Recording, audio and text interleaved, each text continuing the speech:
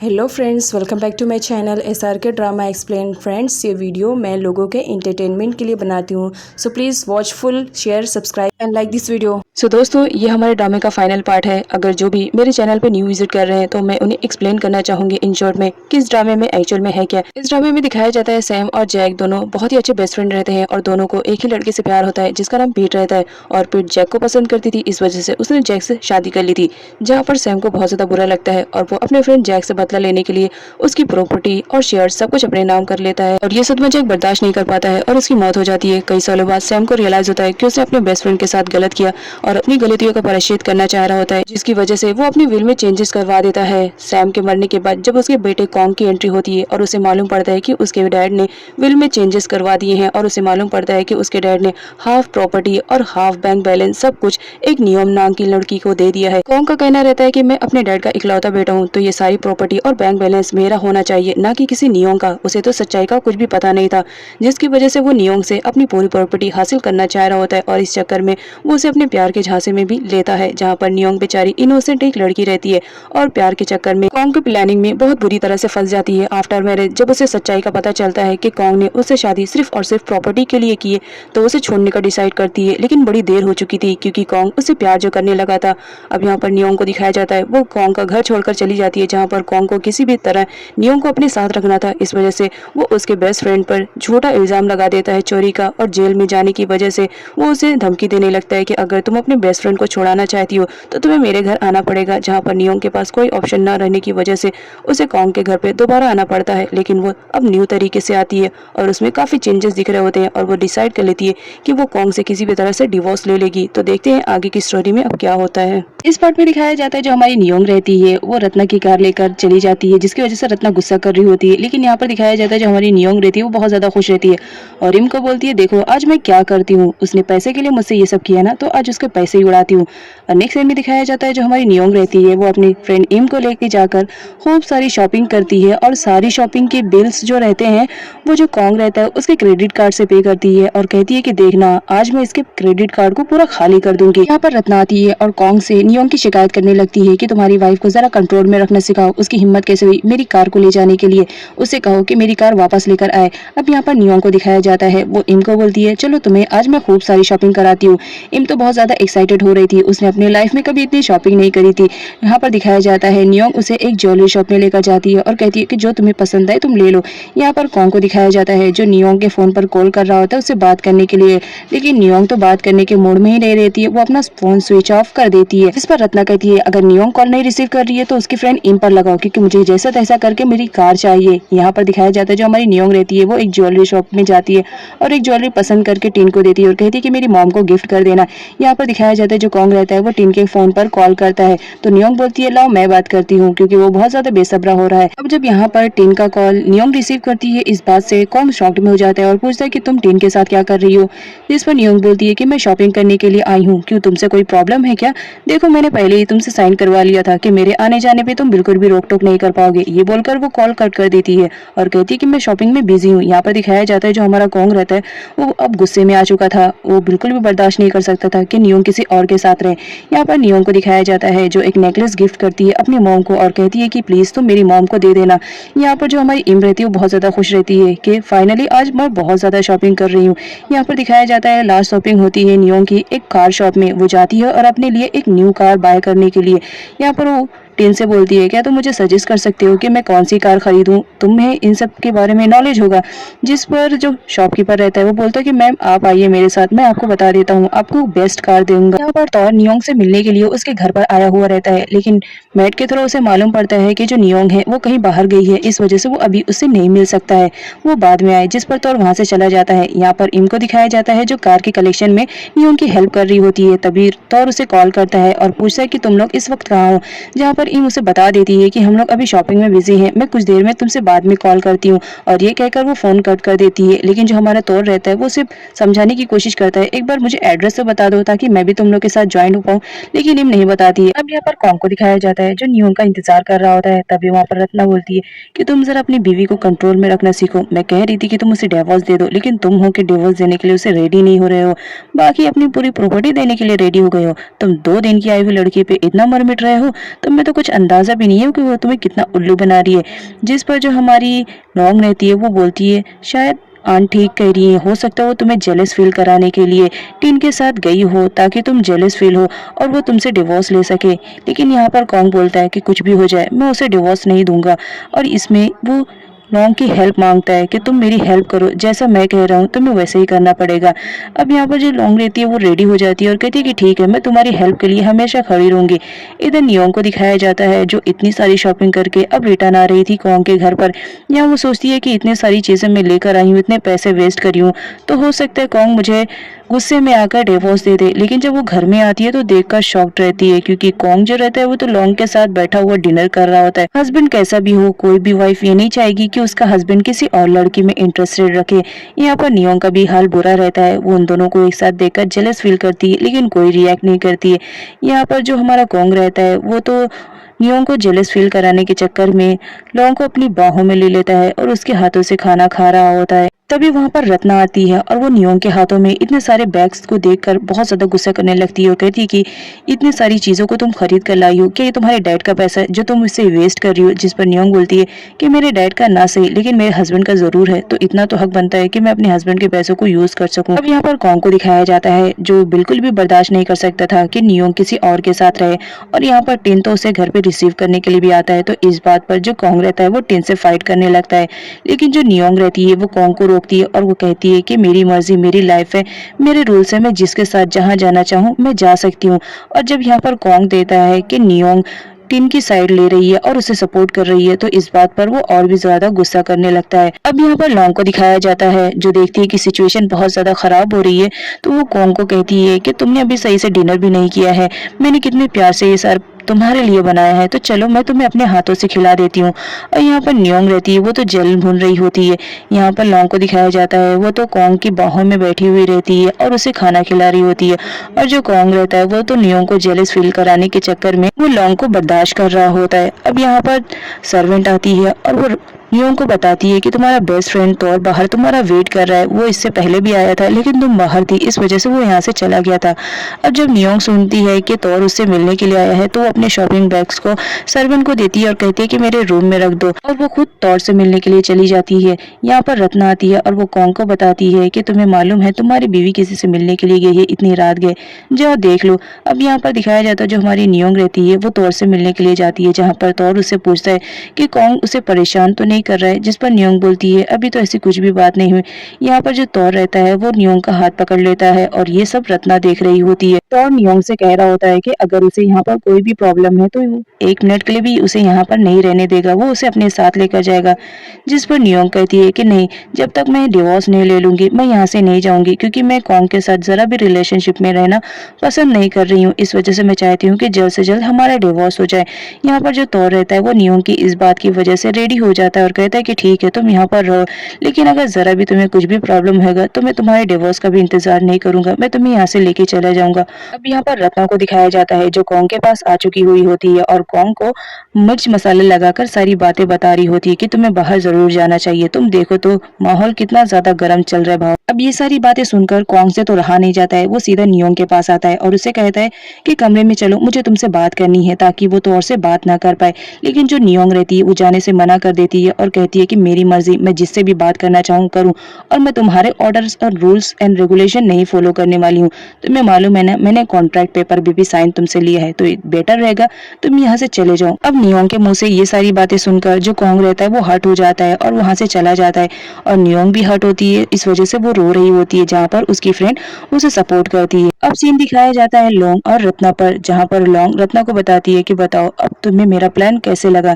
यहाँ पर जो रत्ना रहती है वो बोलती है कि तुम्हारा प्लान तो बहुत काम का था, किसी को अंदाजा भी नहीं हो सकता था कि तुम कॉन्ग के करीब जाने के लिए इतना बड़ा प्लान करोगी। तुमने बहुत ही अच्छे से और बहुत ही सफाई से झूठ बोला है, तुमने नियोंग के ऊपर तीर रखकर अपना पत्ता जमाने की कोशिश की है। बहुत ठीक काम कर रही हो मेरी शेरनी। अब यहाँ पर इम और तौर को दिखाया जाता है। जो इम रहती है वो तौर को ड्रॉप करने के लिए बाहर तक जाती है, लेकिन अनफॉर्चुनेटली इन दोनों के बीच में झगड़ा होने लगता है, जहाँ पर वो दोनों एक दूसरे से झगड़ा कर रहे होते हैं और अचानक से इनका पैर फिसलने की वजह से वो दोनों एक दूसरे के ऊपर गिर जाते हैं। यहाँ पर दोनों एक दूसरे को देखते ही रहते हैं। तभी वहाँ पर सर्वेंट आ जाती है और उन दोनों को देखकर चिल्लाने लगती है। यहाँ पर इम उसे ऐसा करने से मना करती है, तो कहती है कि ठीक है, अगर तुम चाहती हो कि मैंने जो कुछ भी देखा है वो मैं किसी को ना बताऊं तो तुम्हें पे करना पड़ेगा। यहाँ पर जो इम रहती है वो जब सुनती है कि वो मुझसे अमाउंट मांगने की कोशिश कर रही है तो वो बोलती है ठीक है, तुम्हें अमाउंट चाहिए ना, तो वो तौर को बोलती है कि इसको पकड़ो, अभी इसे अमाउंट देती हूँ। तो तौर जो रहता है वो इम के कहने पर उस सर्वेंट को पकड़ लेता है और यहाँ पर इम को दिखाया जाता है कचड़े से भरा हुआ बकेट उस सर्वेंट के ऊपर डाल देती है और कहती है कि ये रहा तुम्हारा अमाउंट। आइंदा अगर मुझसे ऐसे तरीके से या किसी भी तरीके से अमाउंट मांगने की कोशिश की तो याद रखना इससे भी बुरा हाल करूंगी। जिसकी वजह से सर्वेंट वहां से भाग जाती है और इम और तौर दोनों हंसते रहते हैं। यहाँ पर हमारे कॉन्ग को दिखाया जाता है जो कि कसीनो में आया हुआ रहता है, लेकिन उसके दिमाग से तौर और नियोंग की बातें नहीं जा रही होती है। उसे लग रहा होता है कि हो सकता है नियोंग कहीं तौर में इंटरेस्टेड ना हो और वो उसे छोड़कर ना चले जाए। इस डर की वजह से वो कसीनो में आया हुआ रहता है, लेकिन उसका दिलो दिमाग नियोंग के पास रहता है। अब यहाँ पर प्रे को दिखाया जाता है जो देखती है कि जो कॉन्ग है वो थोड़ा स्ट्रेस में है, तो वो उसके करीब जाने की कोशिश करती है। यहाँ पर प्रे को दिखाया जाता है जो कॉन्ग को अपनी तरफ अट्रैक्ट करने की कोशिश कर रही होती है, लेकिन जो कॉन्ग रहता है उसका दिलो दिमाग तो नियोंग की तरफ लगा रहता है। अब यहाँ पर दिखाया जाता है कसीनो में जहाँ पर जेनी भी आ चुकी हुई होती है और यहाँ पर उसके फ्रेंड के थ्रू से मालूम पड़ता है कि जो प्रे है वो कॉन्ग को कन्विंस करने की कोशिश कर रही है और उसके बहुत ही क्लोज में है। अगर तुम्हारा यही हाल रहेगा तो देखना एक ना एक दिन वो प्रे कॉन्ग को लेके चली जाएगी और तुम देखती रहोगी। जिस पर जेनी बोलती है वो दिन कभी नहीं आएगा, मैं बहुत जल्द कोशिश करूंगी कि कॉन्ग मेरा हो जाए। अब नेक्स्ट सीन में कॉन्ग को दिखाया जाता है जो प्रे को अपने घर ले जाने के लिए रेडी हो गया था, क्योंकि उसे नियोंग को जेलस फील करवाना था। लॉन्ग से वो काम तो नहीं हो पाया था, इस वजह से वो ये प्रे पे ट्राई करने वाला था कि हो सकता है प्रे को जब वो मेरे साथ में देखे तो वो जरूर कुछ रिएक्ट करेगी। इस बात पर वो उसे अपने घर ले जाता है, लेकिन प्रे को तो आइडिया भी नहीं रहता है कि कॉन्ग उसे क्यों लेके जा रहा है। इधर पीट नियोंग को कॉल करती है और उससे बोलती है कि तुम्हें इतनी भारी ज्वेलरी मुझे देने की जरूरत नहीं थी, ये बहुत हैवी है और तुमने डायमंड का सेट दिया है, इसकी क्या जरूरत थी। जिस पर नियोंग बोलती है मॉम आपसे जो कुछ भी छीना गया था मैं वो आपको रिटर्न करूंगी, और ये कहकर कॉल रख देती है। यहाँ पर जो पीट रहती है वो बहुत ज्यादा उदास हो जाती है कि मेरी बेटी कहीं गलत रास्ते पे न चल जाए, लेकिन उसे बाद में तसल्ली मिलती है कि कोई बात नहीं, वो है तो मेरी बेटी है, गलत फैसला नहीं लेगी। इधर कॉन्ग को दिखाया जाता है जो प्रे को लेकर अपने घर आ चुका था और यहाँ पर नियोंग जब देखती है कि कॉन्ग किसी लड़की के साथ आया है तो वो थोड़ा सा जेलस फील करती है और ये देखकर जो कॉन्ग रहता है वो प्रे के और करीब चला जाता है और उससे रोमांटिक मूड में बातें करता है और उसे अपने बाहों में जकड़ लेता है। अब ये सब देखकर नियोंग जो रहती है वो दिल ही दिल में तो जेलस हो रही होती है, लेकिन वो अपने फेस पे शो नहीं करती है। यहाँ पर कॉन्ग को दिखाया जाता है जो प्रे के साथ बहुत ही रोमांटिक मूड में बात कर रहा होता है और नियोंग को चिढ़ाने के लिए वो प्रे से कहता है कि अब तुम इतनी रात गए कहाँ जाओगी, तो ये बेटर रहेगा कि तुम आज मेरे ही घर पे रुक जाओ। मेरे ही घर पे क्यों रुकोगी, तुम मेरे ही कमरे में रुको, कितना अच्छा लगेगा हम दोनों अगर एक साथ रहेंगे। इस बात से जो प्रे रहती है उसकी खुशी का तो ठिकाना नहीं रहता, वो बहुत ज्यादा खुश हो जाती है और कहती है कि तुम ठीक कह रहे हो, रात काफी हो गई है, मैं अकेले कैसे घर जाऊंगी। अब यहाँ पर कॉन्ग को दिखाया जाता है जो प्रे को लेकर अपने रूम में जा चुका था। यहाँ पर नियोंग को दिखाया जाता है जो रात में सो रही होती है, लेकिन उसे नींद नहीं आ रही होती है क्योंकि कॉन्ग की बातें उसे बार बार याद आ रही होती है कि पता नहीं उन लोग क्या कर रहे होंगे। जो कॉन्ग रहता है वो प्रे को ये बोलकर लेकर आता है अपने कमरे में कि उसके साथ टाइम स्पेंड करेगा, लेकिन यहाँ पर दिखाया जाता है वो तो प्रे को अपने बेड पर ही नहीं आने देता है और उसे जमीन पर सुलाता है। अब जिसकी वजह से प्रे पूरी रात सो नहीं पाती है और उसकी पूरी बॉडी में भी पेन होने लगता है। अब यहाँ पर प्रे पछताती रहती है कि वो फालतू में कॉन्ग के घर पर आई है, वो अपने घर पर होती तो आज अपने नरम वाले बेड पर सोती। अब यहाँ पर प्रे को दिखाया जाता है जो पूरी रात सही से सो नहीं पाती है। यहाँ पर वो ब्रेकफास्ट कर रही होती है, तभी रत्ना उसे देख लेती है और यहाँ आकर उससे पूछती है कि तुम मेरे घर में क्या कर रही हो।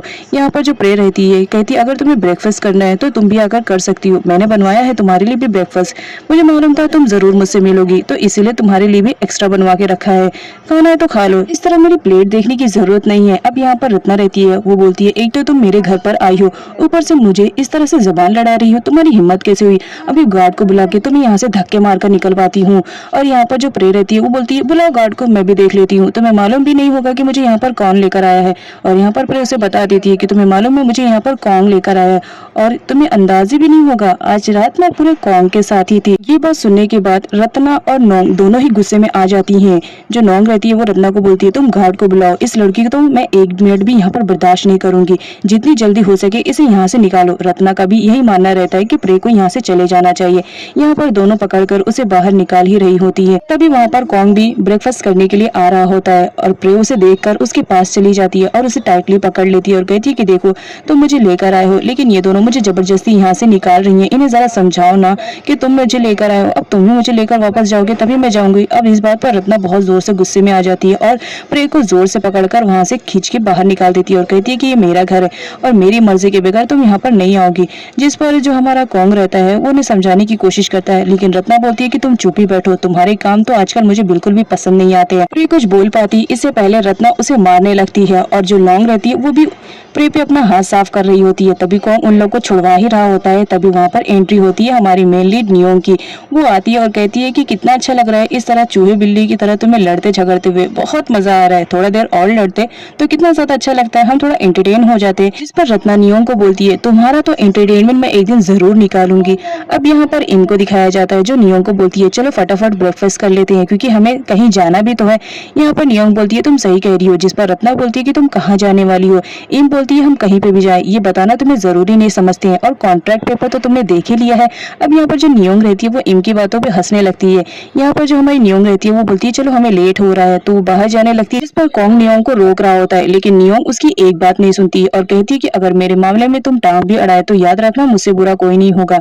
तुमने कॉन्ट्रैक्ट पेपर साइन किया है, उस कॉन्ट्रैक्ट के बलबूते में तुम्हें जेल में डाल दूंगी। और ये कह के वो वहां से चली जाती है। यहाँ पर दिखाया जाता है कॉन्ग भी उसके पीछे जाता है।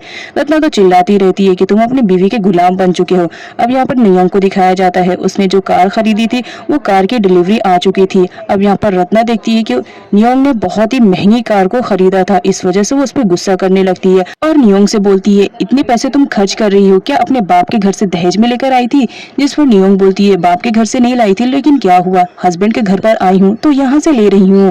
अब यहाँ पर हमारी इम को दिखाया जाता है वो कार को देखकर बहुत ज्यादा खुश हो जाती है और जो वर्कर वहाँ पर आया हुआ रहता है उसे थैंक्स बोलती है कि डिलीवरी तुमने परफेक्ट टाइम पर लेकर आया है, क्योंकि हम कहीं पर जा ही रहते हैं। यहाँ पर रत्ना को दिखाया जाता है वो नियोंग पर गुस्सा ही कर रही होती है, लेकिन नियोंग उसको इग्नोर करके वहां से चली जाती है और कहती है कि मैं बहुत ही बिजी शेड्यूल में हूँ। अब यहाँ पर रत्ना को दिखाया जाता है वो कॉन्ग पर भड़कती है और उससे कहती है कि तुम अपनी बीवी के गुलाम बन चुके हो, अब जितनी जल्दी हो सके अपनी बीवी को कंट्रोल में करो। यहाँ पर दिखाया जाता है कॉन्ग वहां से चला जाता है क्योंकि रत्ना उस वक्त बहुत गुस्से में रहती है और कॉन्ग का भी दिमाग कुछ काम नहीं कर रहा होता है। अब यहाँ पर दिखाया जाता है जो रत्ना रहती है वो कॉन्ग पर तो गुस्सा नहीं कर पाती है, लेकिन सामने प्रे रहती है वो प्रे पर गुस्सा कर रही होती है, लेकिन प्रे उसे इग्नोर करके चली जाती है। अब नेक्स्ट सीन में दिखाया जाता है जो नियोंग ने शॉपिंग करी थी उसका बिल फट चुका था और ये बिल रत्ना पढ़ रही होती है, जो पढ़कर शॉक्ड में हो गई होती है कि इतना अमाउंट उसने कैसे खर्चा कर दिया, मैंने अपनी पूरी लाइफ में इतना खर्चा नहीं किया है और उसने एक दिन में कर दिया है। अब यहाँ पर कॉन्ग की हजामत बनाती है उसकी आंट और उससे कहती है कि तुम अपनी बीवी को जरा कंट्रोल में रखना सिखाओ, अगर वो ऐसे करती रहेगी तो वो दिन दूर नहीं है जब हम सड़क पर आ जाएंगे। और तुम क्या चाह रहे हो, मैंने तो तुमसे पहले ही कहा था उस लड़की को डिवोर्स दे दो, लेकिन तुम हो कि उसे डिवोर्स देने के लिए रेडी नहीं हो। जिस पर कॉन्ग बोलते हैं कि मैं उसे इतनी जल्दी डिवोर्स नहीं दे दूंगा, अभी मेरा रिवेंज बाकी है। अब नेक्स्ट सीन में नियोंग को दिखाया जाता है जो कार लेकर अपनी मॉम के पास आई हुई रहती है और अपनी मॉम से कहती है कि मॉम ये कार मैंने खरीदी है, मेरी चॉइस है, चलो थोड़ा सा घूम कर आते हैं। जहाँ पर उसकी मॉम उसे समझाने की कोशिश करती है कि तुम वहाँ पर किस लिए गई हो, एक बार याद तो कर लो, तुम वहाँ पर अपना डिवोर्स लेने के लिए गई हो तो तुम डिवोर्स का छोड़ के किसी और काम में बिजी मत रहो। यहाँ पर जो त्यानशाई और टिन रहते हैं वो भी उसे समझाने की कोशिश करते हैं कि तुम्हें अपना काम जल्द से जल्द करना चाहिए, तुम अगर कॉन्ग से डिवोर्स लेना चाह रही हो तो कुछ ऐसा करो जिसकी वजह से वो तुम्हें जल्द से जल्द डिवोर्स दे दे। अब यहाँ पर नियोंग के दिमाग में एक आइडिया आता है, लेकिन वो टिन की हेल्प लेती है और कहती है कि तुम्हें तो कॉन्ग के बारे में पूरी इन्फॉर्मेशन है तो तुम इस प्लान में मेरी हेल्प करोगे। जिस पर टिन एग्री हो जाता है और उससे पूछता है कि तुम्हारा प्लान प्लान किया है। नियोंग बोलती है कि मेरा प्लान बहुत ही ज्यादा यूनिक है, आई होप तुम्हें भी ये पसंद आएगा। यहाँ पर वो बताती है कि चलो हम लोग चलते हैं कॉन्ग के कसिनो में, क्योंकि कसिनो में वो रेगुलर जाता है। अगर उसके कसिनो को हट हुआ तो इसका मतलब वो हट होएगा। अब नेक्स्ट सीन में कॉन्ग को दिखाया जाता है जो नियोंग का वेट कर रहा होता है ताकि वो उससे बात कर सके, लेकिन नियोंग तो आई हुई नहीं रहती है। यहाँ पर वो सर्वेंट से पूछता है कि नियोंग कहाँ गई है, क्या तुम्हें मालूम है? जिस पर सर्वेंट बोलती है कि सर मैं तो आपके सामने ही गई थी, मुझे नहीं मालूम कि इस वक्त वो कहाँ पर गई हुई है। अब नेक्स्ट सीन में नियोंग को दिखाया जाता है जो अपनी पूरी पलटन लेकर कॉन्ग के कसिनो में पहुंच चुकी हुई होती है। यहाँ पर उसकी मुलाकात कॉन्ग के मैनेजर से होती है, जिसे देखकर वो भी शॉक रहती है, क्योंकि वो मैनेजर कोई और नहीं वही पर्सन रहता है जिसे उसने रेंट पे शॉप दिया था। यहाँ पर उसकी सच्चाई भी हमारे नियोंग के सामने आ जाती है। अब जब कॉन्ग का मैनेजर लियोंग को देखता है तो बहुत ज्यादा शॉक में हो जाता है। वो वहां से भागने की प्लानिंग कर ही रहा होता है तो लियोंग आ जाती है और उससे कहती है कि अगर यहाँ से तुम भागे तो याद रखना तुम्हारी जॉब भी चली जाएगी, क्योंकि इस कसिनो की ओनर मैं भी हूँ। अब यहाँ पर वो उससे पूरी डिटेल्स लेती है और कहती है कि अगर तुमने मुझे पूरी डिटेल्स नहीं बताई कसिनो की तो याद रखो पहली फुर्सत में मैं सबसे पहले जॉब से तुम्हें निकालूंगी। अब यहाँ पर जेनी को दिखाया जाता है। यहाँ पर जेनी और प्रे एक साथ बैठे हुए रहते हैं, तभी उन लोग को भी खबर पहुंच जाती है कि यहाँ पर नियोंग आई हुई है, मतलब कॉन्ग की वाइफ। अब ये दोनों शॉक में रहती है कि यहाँ पर कॉन्ग की वाइफ का क्या काम है। वो दोनों भी बाहर आते हैं जहाँ पर हमारी नियोंग उनसे कहती है कि तुम दोनों ही हो ना जो उस दिन मेरे घर पर आए थे, चलो अच्छा है तुम्हारी मुलाकात मुझसे हो गई है, अब तुम मुझे देख लो, क्योंकि मैं यहाँ पर ओनर की हैसियत से आई हूँ और तुम्हें आइडिया भी होगा ना कि मैं कॉन्ग की वाइफ हूँ। यहाँ पर नियोंग बोलती है मैनेजर को कि अब जब तुम यहाँ के मैनेजर हो तो सारी डिटेल्स तो तुम मुझे ही दोगे, तो मुझे बताओ कि इस वक्त मेरा कैबिन कहाँ पर है। और यहाँ पर वो बोलती है कि जहाँ पर कॉन्ग बैठा था मुझे कैबिन वहीं पर चाहिए। तो जो मैनेजर रहता है वो तो पहले मना करता है, कहता है कि वो तो सर का कमरा है, लेकिन जो नियोंग रहती है वो बोलती है कि मैं भी तुम्हारी बॉस हूँ, तो मैं जो ऑर्डर दे रही हूँ वो रूल्स एंड रेगुलेशन तो तुम्हें फॉलो करने ही पड़ेंगे, तो चलो मुझे दिखाओ मेरा कैबिन कहाँ पर है। यहाँ पर नियोंग इतनी डेयरिंग से बात करती है कि जेनी और प्रे की तो बोलने की हिम्मत ही नहीं हो रही होती है। अब निक्सन में दिखाया जाता है जो हमारी नियोंग रहती है वो फाइनली कॉन्ग के कैबिन में आ चुकी हुई होती है। यहाँ पर कॉन्ग को दिखाया जाता है वो भी कसिनो में पहुंच चुका होता है और अपने कैबिन में नियोंग को देखकर गुस्सा कर रहा होता है। यहाँ पर दिखाया जाता है कॉन्ग को बुलाने का काम जेनी और प्रे कर चुके होते हैं। वो लोग उसे कॉल करते हैं और बोलते हैं कि तुम्हारी वाइफ कसिनो में आकर हंगामा मचा रही है, जिसकी वजह से कस्टमर्स यहाँ से जा रहे हैं। तो कॉन्ग आता है और वो नियोंग को घर जाने के लिए कह रहा होता है, बट नियोंग तो घर जाने के लिए रेडी ही नहीं रहती है। वो कॉन्ग को कहती है कि इस कसिनो पे जितना तुम्हारा हक है उतना मेरा भी हक है, क्योंकि मैं भी इस कसिनो को ओनर हूँ, तो मैं यहाँ से नहीं जाऊंगी, अगर जाना है तो तुम यहाँ से जा सकते। यहाँ पर कॉन्ग को दिखाया जाता है जो नियोंग को कह रहा होता है कि वो घर जाए, लेकिन नियोंग घर जाने के लिए रेडी ही नहीं रहती है। यहाँ पर नियोंग उसे टीज करने की कोशिश करती है ताकि वो उसे चिढ़े और उस पर गुस्सा करे और वो डिवोर्स देने के लिए रेडी हो जाए, लेकिन यहाँ पर कॉन्ग को दिखाया जाता है वो तो उसे डिवोर्स देने के लिए रेडी ही नहीं रहता है। अब यहाँ पर वो उसे घर ले जाने लगता है तो तोर आता है, तो जो कॉन्ग रहता है वो तोर को हिट करता है और कहता है कि ये हम दोनों के बीच का मामला है, तुम्हें आने की जरूरत नहीं है, और जबरदस्ती उसे कार में बिठाकर वहां से लेकर जाता है। अब यहाँ पर तोर को दिखाया जाता है वो भी कॉन्ग की कार का पीछा करता है, क्योंकि उस कार में नियोंग बैठी हुई रहती है। अब यहाँ पर दिखाया जाता है जो हमारा कॉन्ग रहता है वो नियोंग को बोलता है तुम चुपचाप सीधे से बैठो, अदरवाइज देख लेना तौर का भी मैं बुरा हाल कर दूंगा। मैं तुमसे जितना कहता हूँ कि तुम उस लड़के से दूर रहो, लेकिन तुम उतना ही उसके करीब जाती हो। अब यहाँ पर दिखाया जाता है जो कॉन्ग रहता है वो डायरेक्शन चेंज कर लेता है, जिसकी वजह से तौर उसकी कार को फॉलो नहीं कर पाता है। अब यहाँ पर दिखाया जाता है जो कॉन्ग रहता है वो बहुत ज्यादा खुश हो जाता है कि चलो फाइनली मैंने उसे पीछे तो कर दिया। यहाँ पर वो नियोंग को बोलता है देखो आज मैंने क्या किया, तुम कसिनो में रहना चाह रही थी, लेकिन देखो मैं तुम्हें जबरदस्ती लेकर आ गया हूँ। अब इस बात पर नियोंग गुस्सा कर रही होती है और उससे कहती है कि तुम्हारी हिम्मत कैसे हुई मुझे इस तरह लाने के लिए। यहाँ पर जो कॉन्ग रहता है वो नियोंग को बोलता है तुम तौर के करीब रहती हो, इस वजह से मुझे बहुत ज्यादा जेलेसी फील होती है। लेकिन जो हमारी नियोंग रहती है वो बोलती है कि अगर तुम्हें जेलेसी फील हो रही है तो तुम मुझे डिवोर्स क्यों नहीं दे देते। अब यहाँ पर जो कॉन्ग रहता है वो बोलता है अभी मेरा रिवेंज पूरा कहाँ हुआ है, अभी तो तुमसे बहुत सारा रिवेंज लेना है, तो इतने जल्दी मैं तुम्हें डिवोर्स नहीं दूंगा। यहाँ पर वो उसे जबरदस्ती किस कर लेता है, तो जो नियोंग रहती है वो गुस्से में उसे हिट करती है और कहती है कि तुम्हारी हिम्मत कैसी हुई मुझे किस करने के लिए। अब कॉन्ग को दिखाया जाता है इस बात पर वो और ज्यादा एंग्री हो जाता है और दोबारा से नियोंग को किस करने लगता है, जिस पर नियोंग उसे दोबारा थप्पड़ जड़ देती है और कहती है कि मैंने कहा ना मुझे डिवोर्स दे दो, मुझे तुमसे आजादी चाहिए। लेकिन जो कॉन्ग रहता है वो कहता है मैं तुम्हें किसी भी हालत में अभी डिवोर्स नहीं दूंगा, क्योंकि मेरा मूड नहीं है। यहाँ पर जो हमारी नियोंग रहती है गुस्से में कार से निकल जाती है और टैक्सी रुकाकर टैक्सी में बैठकर वहां से चली जाती है। कॉन्ग उसे रोकने की कोशिश करता है लेकिन नियोंग उसकी एक भी नहीं सुनती है और वहां से चली जाती है। इधर कॉन्ग को दिखाया जाता है जो नियोंग को खो देने के डर से बहुत ज्यादा अपसेट हो जाता है और सोचता है कि किसी भी तरह मुझे नियोंग को हासिल करना है। अब नेक्स्ट सीन में त्यानसाई त्यानशाई और टिन को दिखाया जाता है जो कोंग के घर पे आए हुए थे नियोंग के कहने पर। वो नियोंग का सामान वहां से लेके जा रहे होते हैं, लेकिन कोंग उन्हें सामान ले जाने से मना करता है और कहता है कि नियोंग मेरी वाइफ है तो मेरी मर्जी के बगैर उसका सामान ले जाने की किसने हिम्मत की है। जिस पर इम कहती है मैं उसकी फ्रेंड हूँ, तुम इतना टॉर्चर करते हो, उसे इतना ज़्यादा परेशान कर रहे हो, इस वजह से उसने डिसाइड किया है कि वो तुम्हारे साथ नहीं रहेगी और जितनी जल्दी हो सके मेरे फ्रेंड को डिवोर्स दे दो। जिस पर त्यानशाई भी कहता है तुमने रिवेंज लेने के चक्कर में उसे बहुत ज़्यादा हर्ट कर दिया है, इतना ज़्यादा कि वो अब तुम्हारे साथ एक पल भी रुकना गवारा नहीं करेगी। और ये कहकर वो उसका सामान लेकर वहाँ से चले जाते हैं। और टिन जाते जाते कोंग से कहते हैं कि मुझे यकीन नहीं हो रहा है कि तुम मेरे ही फ्रेंड हो, तुम किसी लड़की को इस तरह से टॉर्चर करोगे, ये मैंने कभी सोचा नहीं था। अब यहाँ पर रत्ना को दिखाया जाता है जो कोंग को एग्री करने की कोशिश करती है कि वो नियोंग को डिवोर्स दे दे, लेकिन यहाँ पर कोंग साफ मना कर देता है और कहता है कि मैं नियोंग को कभी भी डिवोर्स नहीं दूंगा क्योंकि मैं उससे बहुत ज़्यादा प्यार करता हूँ। अब यहाँ पर जो रत्ना रहती है वो कहती है तुम प्यार में अंधे हो गए हो, तुम्हें तो दिखाई भी नहीं दे रहा है कि वो लड़की तुम्हें बर्बाद करने पे तुली हुई है।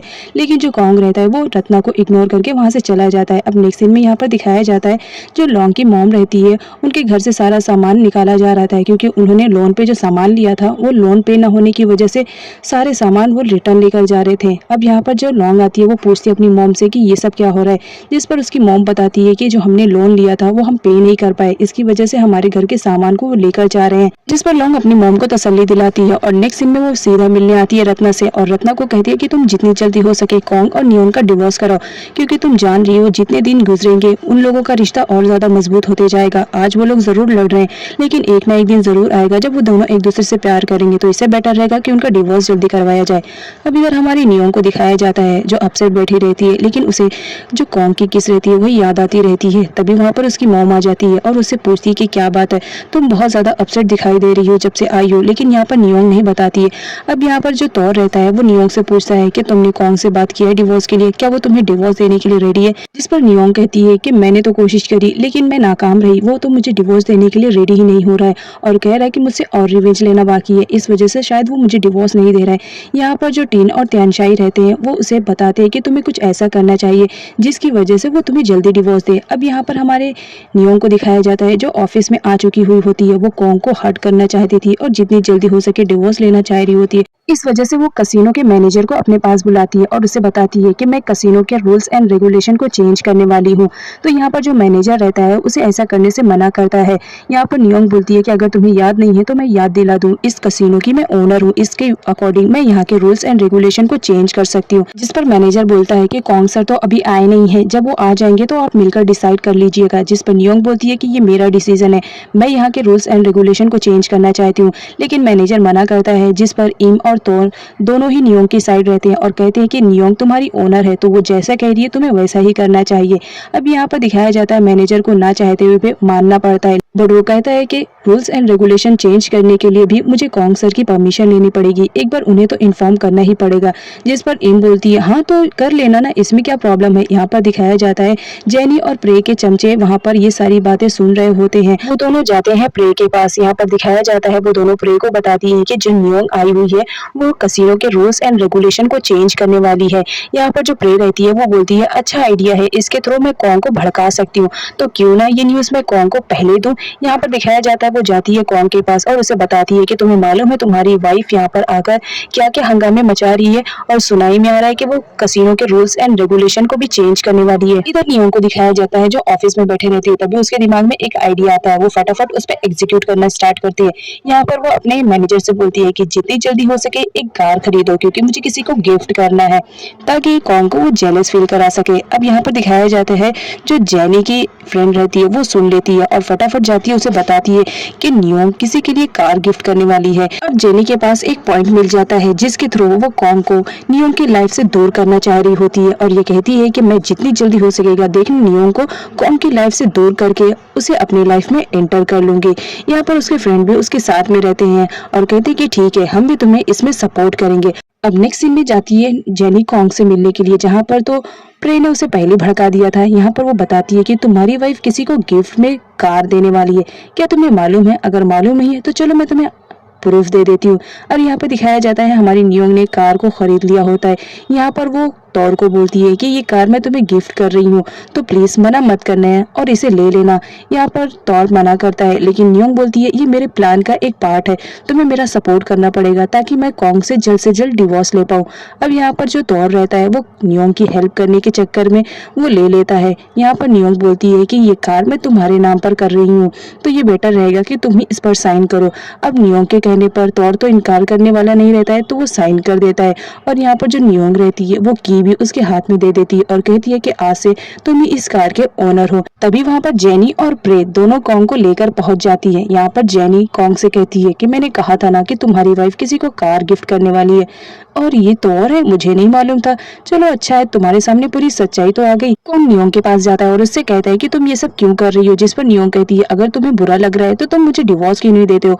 अगर तुम अपनी लाइफ में शांति चाह रहे हो तो जितनी जल्दी हो सके मुझे डिवोर्स दे दो, मैं तुमसे दूर हो जाऊंगी तो तुम्हें अपने आप शांति मिल जाएगी। लेकिन यहाँ पर कॉन्ग कहता है कि कुछ भी हो जाए मैं तुम्हें डिवोर्स नहीं दूंगा। यहाँ पर जो जेनी रहती है वो कॉन्ग को समझाने की कोशिश करती है, अगर तुम्हारी वाइफ तुमसे डिवोर्स लेना चाह रही है तो तुम्हें दे देना चाहिए, अदरवाइज ये तुम्हारे पैसे को ऐसे ही बर्बाद करती रहेगी। लेकिन कॉन्ग किसी की नहीं सुनता है, वो नियोंग के पास जाता है और उससे कहता है कि चाहे कुछ भी हो जाए मैं किसी भी हालत में तुम्हें डिवोर्स नहीं दूंगा। अभी अभी तो हमारी न्यू शादी हुई है और तुम इतनी जल्दी डिवोर्स ले रही हो, मैं किसी भी हालत में तुम्हें डिवोर्स नहीं दूंगा, क्योंकि अभी तो हमारी हैप्पी लाइफ तो पूरी पड़ी है जो हम दोनों को एक साथ गुजारनी है।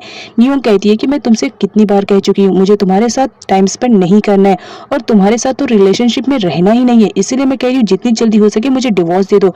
लेकिन कॉन्ग साफ इनकार कर देता है और कहता है कि मैं किसी भी हालत में तुम्हें डिवोर्स नहीं दूंगा, चाहे तुम कुछ भी कर लो, और मुझे मालूम है तुम ये सब डिवोर्स के लिए कर रही हो ना, किसी भी हाल में तुम्हें डिवोर्स नहीं मिलेगा, इतना याद रखना। अब नियोंग को गुस्सा आ रहा था कि उसने इतना सारा प्लान किया और वो सारा प्लान फ्लॉप होते जा रहा है।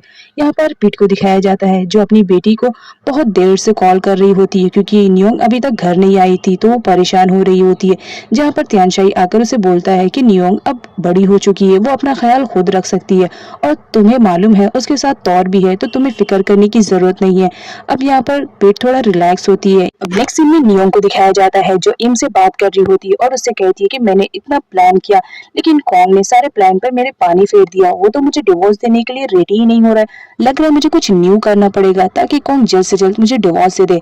अब यहाँ पर सीन कॉन्ग का दिखाया जाता है जो अपसेट बैठा ड्रिंक कर रहा होता है। तभी वहाँ पर रत्ना आती है और उससे कहती है मैंने सुना है नियोंग कसिनो के रूल्स एंड रेगुलेशन को चेंज करने वाली है, तुम कर क्या रहे हो, तुम्हारे होते हुए कसिनो में ये सब हो रहा है, मुझे उम्मीद नहीं थी। अगर वो मिडिल क्लास लड़की तुमसे डिवोर्स चाह रही है तो तुम डिवोर्स क्यों नहीं देते हो। कॉन्ग मना करता है कि मैं उसे डिवोर्स नहीं दूंगा। अब नेक्स्ट सीन में नियोंग को दिखाया जाता है जो अपसेट रहती है और अपना आइडिया सोचती रहती है कि ऐसा कौन सा आइडिया मैं अपनाऊं जिसके थ्रू कॉन्ग मुझे डिवोर्स दे दे। तभी उसके माइंड में एक आइडिया आता है और वो उस पर काम करना शुरू कर देती है।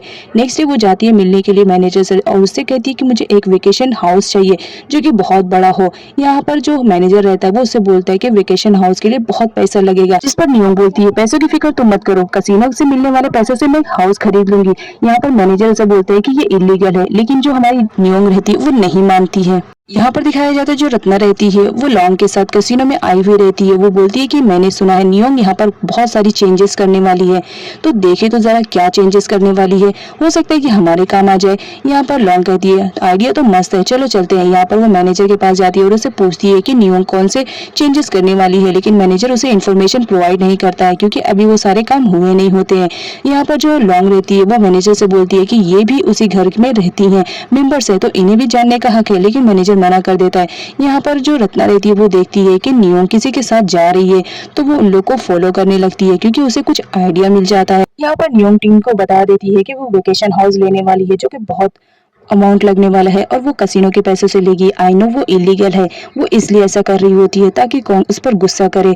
यहाँ पर टीनू से बताता है कि अगर तुम ऐसा करोगी तो हो सकता है तुम भी इसमें फंसो और जेल जाओ। नियोंग बोलती है मुझे सब कुछ चलेगा क्योंकि मुझे कॉन्ग के साथ नहीं रहना है, और ये सारी बातें सुन लेती हैं जो रहती है रत्ना और लॉन्ग। यहाँ पर वो लोग बोलती हैं चलो अच्छा आइडिया मिल गया है, इसके थ्रू हम कॉन्ग और नियोंग को अलग कर सकते हैं। अब जब कॉन्ग को पता चलेगा कि नियोंग उसके पैसों को उड़ा रही है तो वो जरूर उसे डिवोर्स दे देगा। तभी रत्ना देखती है कि जो नियोंग है वो कहीं जा रही है तो वो उसकी कार को फॉलो करती है। अब यहाँ पर हमारे कॉन्ग को दिखाया जाता है जो अपनी वेडिंग फोटोज को देख रहा होता है और बेस्ट मेमोरीज को याद करते हुए सोचता है कि पता नहीं कब ऐसे दिन आएंगे। यहाँ पर दिखाया जाता है वो फोटोज पर सॉरी लिखता है और नियोंग को सेंड करने का डिसाइड करता है, लेकिन वो बोलता है ये कुछ ज्यादा ही हो जाएगा। नियोंग तो उसे बिल्कुल भी एक्सेप्ट नहीं करेगी, तो वो बोलता है ये आइडिया मुझे ड्रॉप करना पड़ेगा। अब यहाँ पर दिखाया जाता है वो बैठा रहता है और पास्ट के बारे में ही सोचता रहता है कि मेरी गलतियों की वजह से आज नियोंग मुझे मिलकर भी मेरे पास नहीं है। अब नेक्स्ट सीन में दिखाया जाता है जो हमारी नियोंग रहती है वो जाती है एक वैकेंसी पर जहाँ पर उसे हाउसेस के कलेक्शन दिखाए जाने वाले थे,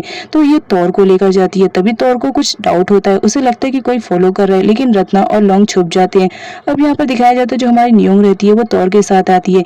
यहाँ पर जो हाउस डिजाइनर रहती है उसे डिफरेंट टाइप के डिजाइन दिखाती है और कहती है कि मैम आपको जो भी पसंद आएगा आप ले लेना। यहाँ पर रत्ना के कहने पे लोग उन लोग की वीडियो बनाती है और फोटोज लेती है ताकि वो सबूत के तौर पर कॉन्ग को दिखा पाए। अब यहाँ पर दिखाया जाता है जो हमारी नियोंग रहती है वो बोलती है कि मुझे ऐसा वैसा हाउस नहीं चाहिए, बहुत बड़ा हाउस चाहिए, अमाउंट की फिक्र तुम मत करना, अमाउंट जो भी रहेगा मैं पे करूंगी। इधर दिखाया जाता है लॉन्ग जब वीडियो बना रही होती है तभी वहाँ की एक एम्प्लॉय आती है और उससे कहती है कि मैम आप वीडियो की बना रही हो, जिस पर रत्ना कहती है कि यहाँ की जो हाउसेस कलेक्शन है बहुत ज्यादा अच्छा है, मैं उन लोग की फोटोज ले रही थी ताकि मैं अपने हस्बैंड को दिखा सकूं और ये लेने के लिए एग्री कर सकूं, जिस पर वो उसे अपना विजिटिंग कार्ड देती है। यहाँ पर नियोंग कह रही होती है कि उसे बहुत बड़ा हाउस चाहिए, जिस पर वो लेडी बोलती है कि ठीक है आपको बड़ा हाउस चाहिए तो आपको थोड़ा वेट करना पड़ेगा। यहाँ पर दिखाया जाता है हमारी लॉन्ग का पैर फिसल जाता है जिसे संभालने के लिए कॉन्ग आगे बढ़ता है, तभी लॉन्ग उन लोग की वीडियो बना लेती है ताकि वो कॉन्ग को गलत तरीके से वो वीडियो शो कर पाए। यहाँ पर दिखाया जाता है रत्ना के कहने पर लॉन्ग वो वीडियो को कॉन्ग के फोन पर सेंड कर देती है। यहाँ पर दिखाया जाता है जो हमारा कॉन्ग रहता है वो बैठे रहता है, तभी वो वीडियो आती है तो वो वीडियो को देखने लगता है। जब वो वीडियो देखता है कि नियोंग तौर के साथ है तो वो गुस्से में आ जाता है और यहाँ पर वो सोचता है कि आखिर वो लोग कहाँ गए हैं, मुझे बगैर बताए नियोंग कहीं पर भी चली जाती है। जितना मैं उससे कहता हूँ कि तौर से दूर रहे लेकिन वो उसे के उतनी ही करीब जाती है। यहाँ पर वो लॉन्ग के पास फोन करता है क्योंकि लॉन्ग ने ही वो वीडियो सेंड किया था, तो लॉन्ग उसे डायरेक्शन बताती है और कहती है कि तुम यहाँ पर जितनी जल्दी हो सके आ जाओ, देखो तुम्हारी वाइफ क्या कर रही है। यहाँ पर दिखाया जाता है जो हाउस शो करने वाली लेडी रहती है वो नियोंग को कहती है कि चलिए मैम मैं आपको हाउस शो करा देती हूँ, हाउस बहुत ही ज्यादा ब्यूटीफुल आपको पसंद आएगा। इधर रत्ना को दिखाया जाता है जो कॉन्ग के पास आती है और उसे भड़काने की कोशिश करती है और कहती है कि मुझे लगा था कि तुम प्लेस पर पहुंच जाओगे लेकिन तुम तो यहाँ पर शांति से बैठे हुए हो, कि तुम्हें मालूम नहीं है, मैं तो पक्का कह रही हूँ तुम्हारी वाइफ उसके साथ रिलेशनशिप में है, देखना वो घर खरीद कर उसके साथ सेटलमेंट हो जाएगी और तुम्हें यूं ही अकेला छोड़ देगी। अब ये बात सुनते ही कॉन्ग गुस्से में आ जाता है और रत्ना से कहता है कि देखिए आंटी, हो सकता है आपकी गलतफहमी हो, लेकिन जो लॉन्ग रहती है वो भी कहती है कि गलतफहमी नहीं है, देखो प्रूफ के तौर पर मैंने तुम्हारे फोन पर वीडियो और फोटो सेंड किया है, ये झूठ नहीं है। अब इस बात पर जो हमारा कॉन्ग रहता है वो फटाफट अपना जैकेट पहनता है और अपनी गाड़ी को स्टार्ट करके वहां चले जाता है। इधर इम को दिखाया जाता है जो अब कसिनो की मैनेजर बन चुकी हुई होती है, जो कि नियोंग की साइड से रहती है। यहाँ पर टीनू से बताता है कि ना ही आज कसिनो में कॉन्ग आया है और ना ही नियोंग आई है, तो उनके सारे काम आज तुम्हें ही हैंडल करने पड़ेंगे।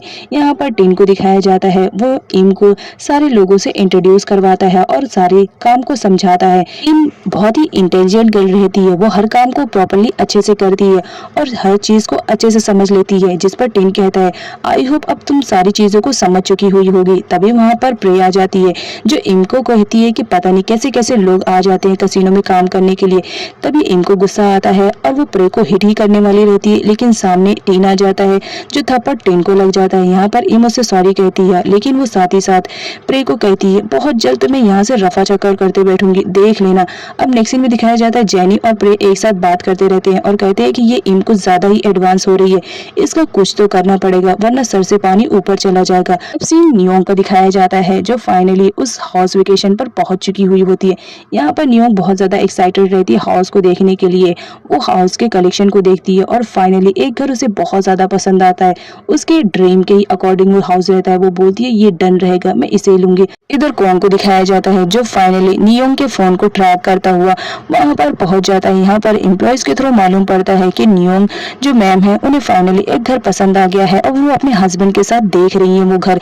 यहाँ पर जब वो सुनता है हस्बैंड के साथ देख रही है तो बहुत ज्यादा गुस्से में आ जाता है, वो समझ जाता है कि तौर को ये लोग नियोंग का हस्बैंड समझ रहे हैं। यहाँ पर कॉन्ग उन लोग की कंफ्यूजन को क्लियर करता है और कहता है कि नियोंग का हस्बैंड मैं हूँ। यहाँ पर दिखाया जाता है जो हाउस शो करने वाली लेडी रहती है उसे भी कंफ्यूजन हो जाती है, वो उन दोनों को हस्बैंड वाइफ समझती है, लेकिन यहाँ पर नियोंग उसकी कंफ्यूजन को क्लियर करती है और बताती है कि तौर उसका बेस्ट फ्रेंड है, उसका हस्बैंड नहीं है, जिस पर वो उसे सॉरी बोलती है। अब नेक्स्ट सीन में दिखाया जाता है हमारे कॉन्ग को, जो कि फाइनली नियोंग के पास पहुंच चुका होता है। जब वो देखता है तो नियोंग वहां पर खड़ी रहती है। अब यहाँ पर दिखाया जाता है जो तौर रहता है वो वॉशरूम में रहता है, तभी वो बाहर आ जाता है और अपने शर्ट के बटन को बंद करते रहता है। तौर को ऐसी कंडीशन में देखकर कॉन्ग गलत समझ लेता है और यहाँ पर वो तौर की खूब पिटाई करता है। नियोंग उसे रोकने की कोशिश करती है, जिस पर कॉन्ग बोलता है आज तो तुम चुप ही रहो, और वो उसे भी धक्का दे देता है और तौर को मारने लगता है। यहाँ पर जो हमारी नियोंग रहती है वो वापस से आती है और कॉन्ग को रोकने की कोशिश करती है, लेकिन कॉन्ग तो तौर को बहुत ज्यादा मार चुका था, जिसकी वजह से तौर बेहोश हो जाता है। अब यहाँ पर कॉन्ग को दिखाया जाता है नियोंग वहां से भागने वाली रहती है, लेकिन कॉन्ग उसे पकड़ लेता है और उसे कहता है मैंने तुमसे जितना कहा इस लड़के से दूर रहने के लिए, लेकिन तुम उसके उतने ही करीब जा रही हो और तुम अब घर भी खरीद रही हो एक साथ रहने के लिए। यहाँ पर नियोंग उसे थप्पड़ जड़ देती है और कहती है कि तुम्हारी सोच कितनी ज्यादा घटिया है, मुझे तो समझ में नहीं आ रहा मैं तुम्हें क्या कहूँ। यहाँ पर कॉन्ग गुस्से में आ जाता है और वो नियोंग को अपने ऊपर उठा लेता है और गाड़ी में बिठाकर सीधा वहां से लेकर चले जाता है। यहाँ पर नियोंग को दिखाया जाता है उसे तौर की फिक्र हो रही थी क्योंकि तौर बेहोश था। यहाँ पर कॉन्ग बोलता है उस लड़की की तुम्हें इतनी ज्यादा फिक्र है और मेरी फिक्र नहीं है। नियोंग बोलती है वो मेरा बेस्ट फ्रेंड है और वो सही है। यहाँ पर कॉन्ग बोलता है तो फिर मैं भी सही हूँ। इधर इनको दिखाया जाता है जो तौर के फोन पर कॉल कर रही होती है, लेकिन तौर बेहोश होने की वजह से कॉल रिसीव नहीं कर पाता है। यहाँ पर दिखाया जाता है कुछ टाइम के बाद तौर को होश आता है और वो नियोंग को ढूंढने लगता है, लेकिन उसे नियोंग कहीं नहीं मिलती है। तो वो आसपास के एरिया में भी ढूंढता है, लेकिन नियोंग को तो कॉन्ग ले जा चुका था। इस वजह से तौर को नियोंग नहीं मिलती है। वो बहुत ज्यादा परेशान हो जाता है कि पता नहीं कॉन्ग नियोंग को कहाँ पर लेकर गया होगा। यहाँ पर कॉन्ग को दिखाया जाता है जो नियोंग को अपने फार्म हाउस पर लेकर आया हुआ रहता है। नियोंग वहां से भागने की कोशिश करती है, लेकिन जो कॉन्ग रहता है वो उसे पकड़ लेता है और कहता है कि तुम्हें दूसरे के साथ घूमने में बहुत ज्यादा मजा आता है और मैं तुम्हारा हस्बैंड हूँ, लेकिन मेरे साथ रहने में तुम्हें बहुत ज्यादा चिढ़ लगती है। जिस पर नियोंग कहती है कि तुम मेरे हस्बैंड जरूर हो, बट मैं तुम्हें अपना हस्बैंड नहीं मानती हूँ। अब इस बात पर कॉन्ग को गुस्सा आता है। वो नियोंग को अपने कंधे पे उठाकर सीधा कमरे में लेके जाता है और उसके साथ टाइम स्पेंड करने लगता है। यहाँ पर वो नियोंग को कहता है कि मैं तुम्हारा लीगल हस्बैंड हूँ। अब यहाँ पर पिट को दिखाया जाता है जो नियोंग के पास कॉल लगा रही होती है, लेकिन नियोंग रिसीव नहीं करती है। तो तौर का कॉल आता है। तौर के थ्रू यहाँ पर पिट को मालूम पड़ता है कि नियोंग को कॉन्ग उठाकर लेकर गया है। वो लोग घर देखने के लिए जब गए थे। अब इस बात पर जो हमारी पिट रहती है वो बहुत ज्यादा अपसेट हो जाती है। वो डरते रहती है कि कॉन्ग पता नहीं उसकी बेटी को कहाँ पर लेकर गया होगा। अब यहाँ पर त्यानशाई रत्ना के पास कॉल करता है और उससे पूछने की कोशिश करता है क्या कॉन्ग घर पर आया है, जिस पर रत्ना उल्टे सीधे क्वेश्चन करने लगती है। यहाँ पर त्यानशाई बोलते हैं कि मैं जितना पूछ रहा हूँ तुम उतना बताओ, क्या वहाँ पर कॉन्ग आया है। जिस पर रत्ना बोलती है कि नहीं यहाँ पर कॉन्ग नहीं आया है। यहाँ पर रत्ना और लॉन्ग बहुत ज्यादा स्ट्रेस में रहते हैं कि कॉन्ग नियोंग को कहाँ पर लेकर गया होगा, हमें तो कुछ आइडिया भी नहीं। अब यहाँ पर पिट को दिखाया जाता है वो अपनी बेटी के लिए बहुत ज्यादा परेशान होती रहती है और हर जगह कॉल करके पूछती है कि क्या वहाँ पर उसकी बेटी है, लेकिन हर जगह से यही आंसर रिप्लाई मिलता है कि उसकी बेटी वहाँ पर नहीं है। अब यहाँ पर जो पिट रहती है वो बहुत ज्यादा स्ट्रेस में रहती है कि पता नहीं उसकी बेटी कहाँ और किस हाल में होगी। यहाँ पर मॉर्निंग का सीन दिखाया जाता है जहाँ पर नियोंग और कॉन्ग दोनों एक ही बेड पर सोए हुए रहते हैं। कॉन्ग उठता है और नियोंग के फोरहेड पर किस कर लेता है। यहाँ पर कॉन्ग दिल ही दिल में सोचता है कि मैं ये सब तुम्हारे साथ नहीं करना चाह रहा था, लेकिन मैं क्या करूँ, मेरी मजबूरी है, मैं तुम्हें खोने से डरता हूँ। तभी नियोंग की आंख खुल जाती है। वो कॉन्ग को बोलती है कि तुमने मेरे साथ गलत किया।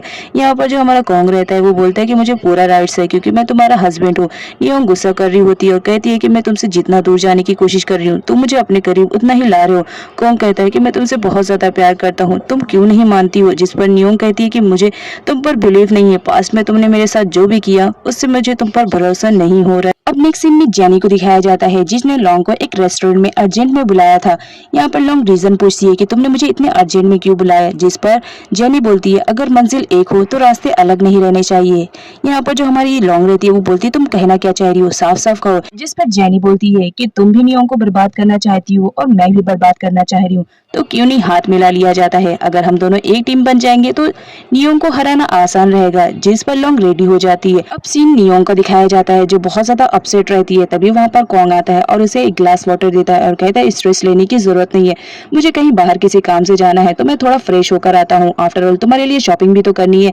वो फ्रेश होने के लिए चले जाता है। तभी इधर नियोंग कॉल करने लगती है, लेकिन देखती है कि जो कनेक्शन रहता है कॉन्ग ने उसे काट दिया होता है। तो यहाँ पर जो हमारी नियोंग रहती है वो फटाफट फोन ढूंढती है और फाइनली उसे फोन मिल जाता है। वो फटाफट नंबर डायल ही करने वाली रहती है, तभी कॉन्ग को डाउट हो जाता है और वो नियोंग के पास आ जाता है और वो देख लेता है कि नियोंग किसी को कॉल करने वाली थी। लेकिन यहाँ पर नियोंग नियोंग कहती है अगर तुम मेरे करीब में आए तो याद रखना मैं तुम्हारे बुरा हाल कर दूंगी, और साथ ही साथ उसे एक थप्पड़ जड़ देती है और वहाँ से भागने लगती है। कॉन्ग भी उसके पीछे जाता है और नियोंग को पकड़ लेता है। यहाँ कहता है तुमने क्या कहा, तुम मुझे पुलिस स्टेशन में लेकर जाओगी, मेरे खिलाफ पुलिस में कंप्लेन करोगी।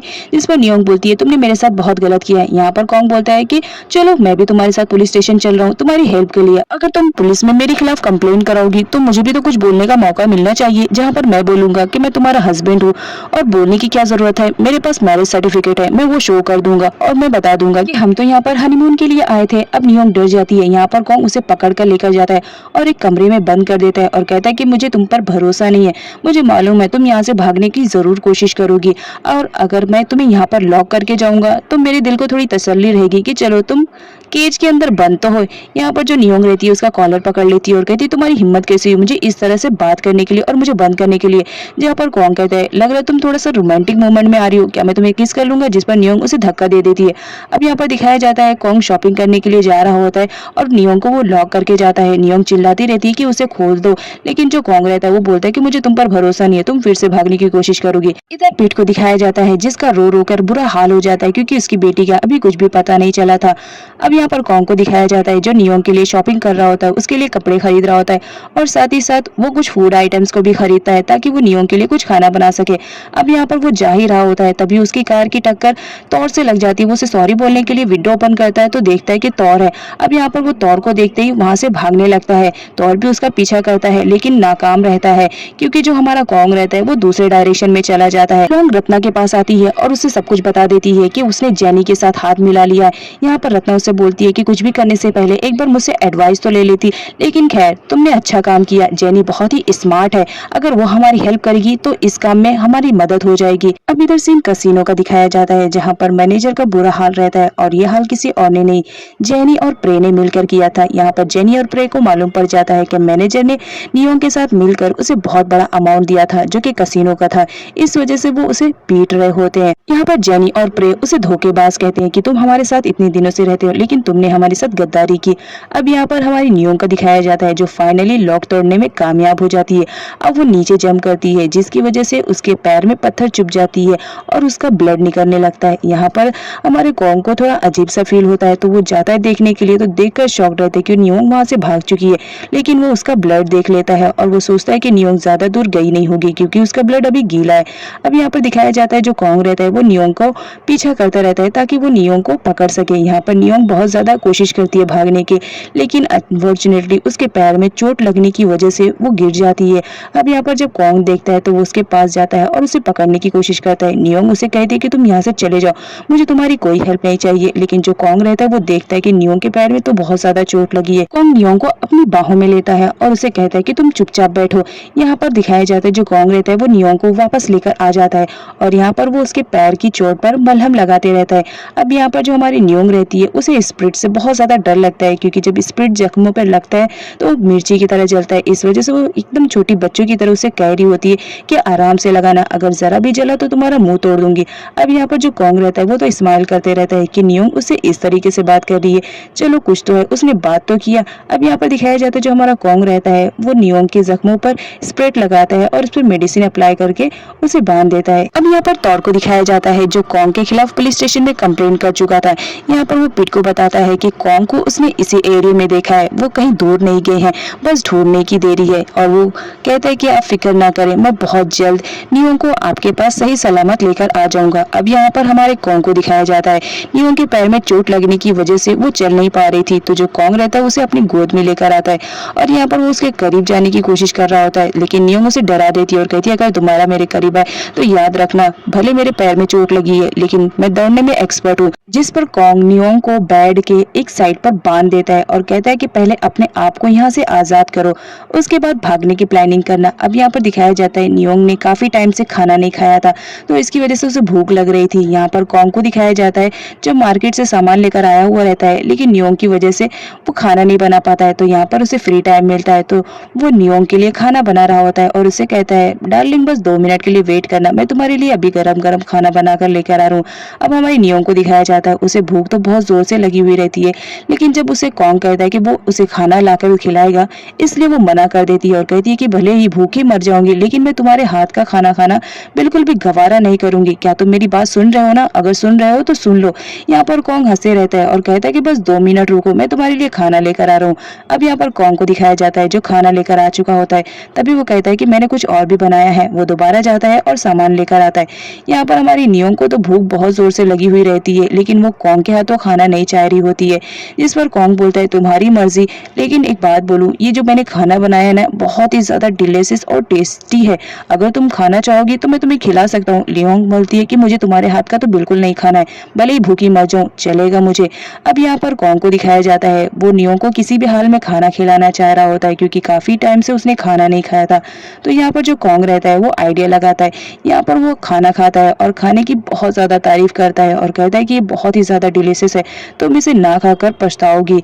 अब यहाँ पर जो हमारी नियोंग रहती है उसकी भूख तो डबल बढ़ जाती है। अब यहाँ पर कॉन्ग बोलता है कि मैंने सूप भी बनाया है, बहुत ही ज्यादा टेस्टी है, और वो नियोंग को दिखा दिखा कर सारे सूप वगैरह को खा रहा होता है। अब नियोंग जो कि भूखी बहुत ज्यादा रहती है और उसके सामने खाना रखा रहता है, तो वो कॉन्ग की बात पे बोलती है ठीक है मुझे खाना खिला दो, मुझे बहुत जोर से भूख लगी है। कॉन्ग बोलता है तुम्हें खाना खाना है? तुमने क्या कहा? एक बार जरा जोर से बोलो, शायद मुझे सुनाई नहीं दिया। यहाँ पर नियोंग बोलती है कि मुझे भूख लगी है, क्या प्लीज मुझे खाना मिलेगा? कॉन्ग बोलता है थोड़ा और लाउड बोलो। नियोंग बोलती है मुझे भूख लगी है, मुझे खाना चाहिए। इस पर कॉन्ग बोलता है अब बात आई ना, चलो ठीक है मैं तुम्हें खाना खिला रहा हूँ। बट यहाँ पर कॉन्ग को दिखाया जाता है वो खाना खिलाने के लिए कंडीशन रखता है और कहता है कि जब भी मैं तुम्हें खाना खिलाऊंगा तो बदले में तुम्हें मुझे किस करना पड़ेगा। अब नियोंग के पास कोई ऑप्शन नहीं रहता है, उसे भूख लगी रहती है और खाना खाना रहता है। इस वजह से वो जितनी भी बाइक खाना खाती है उतनी ही टाइम उसे कॉन्ग को किस करना पड़ता है। अब यहाँ पर जो कॉन्ग रहता है वो नियोंग के साथ टाइम स्पेंड करता है और उसे बहुत अच्छा लग रहा होता है। वो बार बार बाइक देता है और उसे कहता है कि तुम्हें मुझे पहले किस करना पड़ेगा। यहाँ पर वो सूप भी पिलाने वाला रहता है, लेकिन कहता है कि सूप पिलाने से पहले तो मुझे मेरा पेमेंट तो मिलना चाहिए, चलो मुझे किस करो। नियोंग को ना चाहते हुए भी उसे किस करना पड़ता है। अब यहाँ पर रत्ना को दिखाया जाता है जिसे मैनेजर के बारे में सब पता चल जाता है, तो वो उस पर गुस्सा कर रही होती है और उससे पूछती है कि तुम्हें मालूम है कौन कहाँ पर है? लेकिन मैनेजर साफ मना कर देता है और कहता है कि मुझे मालूम नहीं कौन कहाँ पर है। तभी तौर का कॉल आ जाता है। नियोंग कहती है इसका कॉल रिसीव करो, लेकिन याद रखना तुम ये मत बताना कि मैं यहाँ पर हूँ। यहाँ पर तौर मैनेजर से पूछता है क्या नियोंग वहाँ पर आई है? जिस पर वो बोलता है कि नियोंग का अभी कुछ भी पता नहीं है, वो यहाँ पर नहीं आई है। इस वजह से तौर बहुत ज्यादा परेशान रहता है कि पता नहीं कौन नियोंग को कहाँ पर लेकर चला गया है। वो फोन को कट कर देता है। अब यहाँ पर रत्ना को दिखाया जाता है जो बहुत ही गुस्से में रहती है और ऑफिस के सामान को तोड़ फोड़ कर रही होती है और गुस्सा कर रही होती है कि पता नहीं कौन खामखा उस लड़की को लेकर कहाँ पर चला गया। इधर पीठ को दिखाया जाता है जिसका रो रो कर बुरा हाल रहता है कि 2 दिन हो गए हैं, पता नहीं उसकी बेटी किस हाल में होगी और कौन उसे कहाँ लेकर गया होगा। अब नेक्स्ट सीन में तौर को दिखाया जाता है जो एम से कॉल पर बात कर रहा होता है। क्या तुम्हें कुछ भी इंफॉर्मेशन मिली नियोंग के बारे में? जहाँ पर वो उसे बताती है कि मुझे तो कुछ भी नहीं मालूम पड़ा और ना ही नियोंग का कॉल आया जो मैं तुम्हें बता सकूं। तभी उसी वक्त यहाँ पर टीन आ जाता है और उसे कहता है कि तुम्हें इम्पोर्टेंट काम करना पड़ेगा। अब यहाँ पर जो कॉन्ग और नियोंग नहीं है तो उनका काम भी तुम्हें ही करना पड़ेगा। यहाँ पर दिखाया जाता है जो हमारी इम रहती है वो अब वहाँ की मैनेजर बन चुकी हुई होती है, तो वो पूरा अमाउंट टोटल कर रही होती है कि कसिनो का कितना प्रॉफिट हुआ और वो सारे अमाउंट को रख रही होती है। तभी वहाँ पर लॉन्ग आ जाती है और वो चुपके से उन लोग का पासवर्ड देख लेती है कि आखिर क्या पासवर्ड है।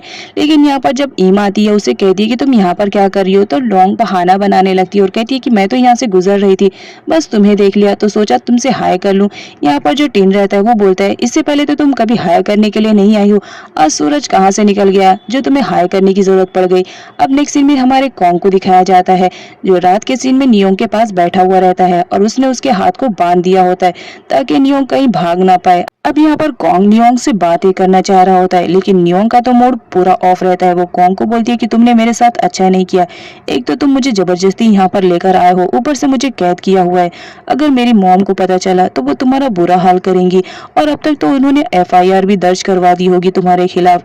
अब यहाँ पर कॉन्ग बोलता है कि मुझे कुछ भी फर्क नहीं पड़ता है, तुम मेरी वाइफ हो, बस मुझे इतना मालूम है दुनिया क्या करती है और क्या कहती है मुझे बिल्कुल भी फर्क नहीं पड़ता है। अब यहाँ पर हमारी नियोंग को दिखाया जाता है, हाथ बंधे होने की वजह से वो सही से सो नहीं पा रही होती है क्योंकि उसके हाथों में दर्द होने लगा था।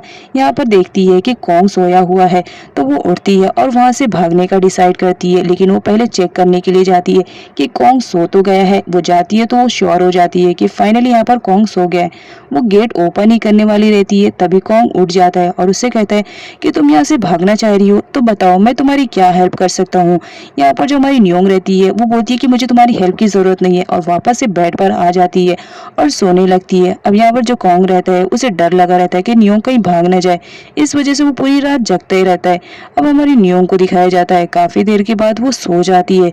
अब जब कॉन्ग उठता है तो वो नियोंग के पास जाता है और यहाँ पर उसके बंधे हुए हाथों को वो खोल देता है। वो तो ऐसा बिल्कुल भी नहीं करना चाह रहा था, लेकिन नियोंग के प्यार में वो ऐसा कर रहा है क्योंकि वो नियोंग को खोना नहीं चाह रहा था। अब यहाँ पर दिखाया जाता है जो हमारी नियोंग रहती है वो तो जगते रहती है। वो तो सोच के शॉक्ड में रहती है कि इसने तो पहले मुझे इतना कैद किया, मेरे हाथों को बांधा और अब मेरे हाथों को ये खुद ही खोल रहा है, क्या बात है। क्योंकि फैमिली वाले रहते हैं वो बहुत ज्यादा परेशान रहते हैं कि आखिर कॉन्ग नियोंग को कहाँ पर लेकर गया है। वो हर जगह कॉल लगाने की कोशिश करते हैं ताकि नियोंग का कुछ अता पता चल पाए, लेकिन कुछ भी नहीं पता चल पाता है। तभी वहाँ पर पुलिस आती है और बताती है कि तौर के बताए हुए लोकेशन पर हम लोग ने नियोंग और कॉन्ग को ढूंढने की कोशिश की, बट हमें ना ही नियोंग मिली और ना ही कॉन्ग मिला। हमें नहीं पता कि वो लोग कहाँ गए। अब यहाँ पर जो पीट रहती है वो बहुत ज्यादा उदास हो जाती है और रोती रहती है कि पता नहीं उसकी बेटी किस हाल में होगी। अब यहाँ पर कॉन्ग को दिखाया जाता है जो मॉर्निंग में जल्दी उठ जाता है ताकि वो नियोंग के लिए ब्रेकफास्ट बना सके, और यहाँ पर वो नियोंग के लिए ब्रेकफास्ट बनाता रहता है और कहता है कि मैं उसे सॉरी कह दूंगा। यहाँ पर हमारी नियोंग की आँख खुलती है तो वो उठकर बैठ जाती है और अपने आसपास देखती है तो वहाँ पर कॉन्ग नहीं रहता है। तो वो सोचती है पता नहीं कॉन्ग कहाँ चला गया, ये अच्छा मौका है यहाँ से भागने के लिए। उसके पैर में चोट लगी हुई रहती है लेकिन वो फिर भी चलने की कोशिश कर रही होती है। तभी वो देखती है जो कॉन्ग है उसके लिए किचन में खाना बना रहा है। तो कॉन्ग आता है और उसे बोलता है तुम्हें चलने की जरूरत नहीं है, तुम्हारे पैर में चोट लगी है, तुम जाओ पहले फ्रेश हो जाओ और जब तक कि मैं तुम्हारे लिए ब्रेकफास्ट रेडी कर दूंगा। यहाँ पर दिखाया जाता है जो सर्वेंट लोग रहते हैं वो लोग रात भर कॉन्ग के फोन पर ट्राई करते रहते हैं। ये ऐसा करने के लिए उसे रत्ना ने कहा था। अब यहाँ पर जो दिखाया जाता है सर्वेंट रात भर सोए नहीं हुए रहते, तो अचानक से जब रत्ना आती है सामने तो वो लोग ऐसा प्रोटेंड करने लगते हैं कि वो लोग फोन पे बात कर रहे हैं और एक्चुअल में वो तो स्लीपर लेकर बात कर रही होती है। तभी रत्ना बोलती है तुम ज्यादा नहीं एडवांस हो रही हो, एटलीस्ट झूठ बोलने की इतनी ज्यादा जरूरत नहीं है, एटलीस्ट देख तो लो तुमने अपनी स्लीपर को अपने कान पे लगाया हुआ है। वो उससे सॉरी बोलती है और कहती है कि हम लोग रात भर जगे, इस वजह से हमारा दिमाग काम नहीं कर रहा है, क्या अब हम सोने के लिए जा सकते हैं। जिस पर रत्ना बोलती है अभी मेरा काम पूरा ही नहीं हुआ है और तुम्हें सोने की पड़ी है, जाओ पहले हमारे लिए ब्रेकफास्ट रेडी करो क्योंकि मुझे बहुत जोर से भूख लगी है। और यहाँ पर जो लॉन्ग रहती है वो भी ऑर्डर झाड़ने लगती है उन सर्वेंट पे और कहती है कि मुझे भी भूख लगी है। अब यहाँ पर दिखाया जाता है जो हमारा कॉन्ग रहता है वो नियोंग के लिए ड्रेस लेकर आता है, उसे देता है चेंज करने के लिए। तभी वो देखते हैं कि उसके हाथ में वेडिंग रिंग नहीं है। तो यहाँ पर कॉन्ग उससे पूछता है कि तुम्हारी वेडिंग रिंग कहाँ है। तो नियोंग बोलती है कौन सी वेडिंग रिंग, कौन सी वेडिंग, मुझे तो कुछ भी नहीं मालूम, और तुमने जो शादी की थी वो धोखे में की थी, इसलिए मैंने अपनी वेडिंग ड्रेस और रिंग को जला दिया ताकि मैं तुमसे कोई भी रिलेशनशिप ना रखूं। अब यहाँ पर जो हमारा कॉन्ग रहता है वो नियोंग से सॉरी कहता है कि जो तुमने किया वो सही है, लेकिन अब तो मैं बदल गया हूँ, मैं तुमसे बहुत ज़्यादा प्यार करता हूँ, प्लीज़ तुम मुझे माफ़ कर दो। लेकिन जो हमारी नियोंग रहती है वो उसे माफ़ करने के लिए रेडी ही नहीं रहती है क्योंकि पास्ट में होने वाली गलतियों की वजह से अब वो कॉन्ग पर ट्रस्ट नहीं कर पा रही थी। यहाँ पर जो हमारा कॉन्ग रहता है उसे कहते हैं कि ठीक है तुम जल्द से जल्द फ्रेश हो जाओ, उसके बाद मैं तुम्हें ब्रेकफास्ट कराता हूँ। अब नेक्स्ट सीन में दिखाया जाता है जो हमारा कॉन्ग रहता है वो गार्डन में जाता है जहाँ पर उसे फ्लावर्स दिखते हैं। तो वो सोचता है कि लाओ मैं इसकी रिंग बना दूँ, और यहाँ पर वो खुशी खुशी उसे रिंग में कन्वर्ट करते रहता है और सोचता है कि बस एक बार मुझे नियोंग माफ़ कर दे, उसके बाद मेरी लाइफ में सब कुछ परफेक्ट हो जाएगा। अब इधर नियोंग को दिखाया जाता है जो फ्रेश होकर नीचे आ चुकी हुई होती है। वो हर तरफ देखती है बट उसे कॉन्ग कहीं पर भी नहीं दिखाई देता है। तभी उसे कॉन्ग का फोन मिल जाता है और वो फोन ले जाकर एक जगह छुप जाती है और फटाफट फोन को ऑन करती है। यहाँ पर वो सर्वेंट के पास कॉल करती है जहाँ पर लॉन्ग उसका कॉल रिसीव करती है और वो जान जाती है कि ये फोन कॉन्ग का है क्योंकि वो कॉन्ग के फोन से बात करती है। यहाँ पर जो नियोंग रहती है वो कहने लगती है कॉन्ग तुमने क्या अपना काम कर लिया है, क्या नियोंग फिर से तुम्हारे प्यार के झांसे में फंस गई है। अब जब ये बात नियोंग सुनती है तो वो बहुत हर्ट होती है कि एक बार फिर से कॉन्ग ने उसे धोखा दिया है। यहाँ पर जो रत्ना रहती है वो लॉन्ग से बोलती है कि तुमने ऐसा क्यों कहा, तुम्हें पहले पता करना चाहिए था कि एक्चुअल में वो लोग कहाँ पर है। यहाँ पर जो लॉन्ग रहती है वो बोलती है मैंने पासा फेंक दिया है, अब देखना क्या असल रंग दिखाता है। अब यहाँ पर नियोंग को दिखाया जाता है वो फटाफट तौर को कॉल करती है और उसे इन्फॉर्म करती है कि वो कहाँ पर है और अपने फोन में लोकेशन ट्रैक भी ऑन कर देती है और फटाफट वहां से भागने लगती है। तभी यहाँ पर कॉन्ग को दिखाया जाता है वो फ्लावर से बनी हुई रिंग लेकर आता है नियोंग के पास, लेकिन वो हर जगह देखता है नियोंग नहीं मिलती है। तभी उसे दिखाई देता है कि उसने फ़ोन रखा था, वो फ़ोन गायब है और साथ ही साथ बैक साइड का दरवाज़ा भी ओपन है। तो वो फटाफट बाहर जाता है नियोंग को ढूंढने के लिए। तभी वो नियोंग को भागता हुआ देख लेता है, फिर वो जाता है उसे पकड़ता है। यहाँ पर वो नियोंग को सॉरी कहता है और कहता है कि पास्ट में हुई गलतियों की वजह से तुम मुझे अभी सज़ा मत दो, क्योंकि मैं तुमसे बहुत ज़्यादा प्यार करता हूँ। जिस पर नियोंग बोलती है कि पास्ट में तुमने मेरे साथ बहुत गलत किया, तुमने मुझे इतना बड़ा धोखा दिया कि फिर से मैं तुम पर ट्रस्ट नहीं कर सकती हूँ। यहाँ पर जो हमारा कॉन्ग रहता है वो अपने घुटनों के बल गिर जाता है और नियोंग से माफ़ी मांगता है और साथ ही साथ उसे प्रपोज करते हुए वो रिंग पहनाता है। लेकिन नियोंग उसे रिजेक्ट करके वहाँ से भागने लगती है। तो जो कॉन्ग रहता है वो उसका पीछा करने लगता है। यहाँ पर दिखाया जाता है जो तौर रहता है वो नियोंग का लोकेशन ट्रैक करते हुए वहाँ पर पहुँच जाता है और आते ही वो कॉन्ग को नियोंग से छुड़ाता है और कहता है तुम्हारी हिम्मत कैसे हुई नियोंग के साथ इतना बुरा करने के लिए। मैंने तुम्हें पहले ही वार्न किया था कि अगर तुमने मेरी नियोंग के साथ कुछ भी बुरा किया तो मुझसे बुरा कोई नहीं होगा। यहाँ पर कॉन्ग बोलता है कि वो तुम्हारी फ्रेंड से पहले मेरी वाइफ है, तो जरा हम दोनों के बीच में आने से दूर रहो। अब यहाँ पर तौर को दिखाया जाता है जो नियोंग को लेकर जा रहा होता है, लेकिन कॉन्ग से ये देखा नहीं जाता है, वो उसे पंच मारता है। लेकिन यहाँ पर जो नियोंग रहती है उन दोनों की फाइट को छुड़वाती है और तौर के साथ चली जाती है। यहाँ पर कॉन्ग नियोंग को कह रहा होता है कि वो रुक जाए, एक बार वो उसकी बातों पर ट्रस्ट करे, लेकिन नियोंग वहाँ से जा चुकी थी। अब यहाँ पर दिखाया जाता है जो पीट रहती है वो बहुत ज्यादा अपसेट होकर वापस घर आती है। यहाँ पर इम उसे तसल्ली दिलाती है कि आप फिक्र मत करे, तौर गया है ढूंढने के लिए नियोंग को, वो जरूर लेकर आ जाएगा। तभी वहाँ पर रत्ना आती है और वो पीठ पर चढ़ाई करने लगती है, ये कहते हुए कि तुमने मेरे भतीजों को कहाँ पर छुपा के रखा है, कई दिन हो गए अभी तक उसका पता नहीं चला है। अगर तुमने उसे अगवा किया है या उसे किडनैप किया है तो याद रखना मुझसे बुरा कोई नहीं होगा। जितनी जल्दी हो सके मुझे बता दो कि तुमने मेरे बेटे को कहाँ पर रखा है। यहाँ पर पीठ भी रत्ना को मुंह तोड़ जवाब देती है और उससे कहती है कि बस एक बार मेरी बेटी को वापस आ जाने दो, फिर पता चलेगा कि किसने किसे किडनैप किया है। अब यहाँ पर हमारे नियोंग को दिखाया जाता है जो बहुत ही ज्यादा अपसेट रहती है। यहाँ पर जो तौर रहता है उससे पूछने की कोशिश करता है क्या कॉन्ग ने उसके साथ कुछ गलत तो नहीं किया, लेकिन यहाँ पर जो नियोंग रहती है वो पास्ट की बातें सोचकर रोती ही रहती है और तौर से बोलती है तुम्हें बता के क्या करूँ मैं, जो मेरे साथ होना था वो हो चुका है। यहाँ पर तौर समझ जाता है कि इन दोनों के बीच जरूर कुछ ना कुछ हुआ है। अब नेक्स्ट सीन में दिखाया जाता है जो कॉन्ग रहता है वो वापस घर आ चुका होता है, जहाँ पर रत्ना उससे पूछती है कि तुम कहाँ गए थे इतने दिनों से, हमने तुम्हें कहाँ कहाँ पता लगाने की कोशिश की लेकिन तुम कहीं पर भी नहीं आए। अब यहाँ पर कॉन्ग को दिखाया जाता है जो नियोंग को ना पाकर बहुत ज्यादा अपसेट रहता है और यहाँ पर वो लॉन्ग पर चिल्लाने लगता है कि हमारे फैमिली मैटर में तुम्हें इंटरफेयर करने की जरूरत नहीं है। लेकिन जो हमारी नियोंग रहती है वो कहती है कि मैं तुम्हारी गर्लफ्रेंड हूँ, तुम इतना भी नहीं समझ सकते हो। यहाँ पर कॉन्ग कहता है तुम मेरी गर्लफ्रेंड नहीं हो, मेरी सिर्फ एक ही वाइफ है और वो नियोंग है जिससे मैं बहुत ज्यादा प्यार करता हूँ।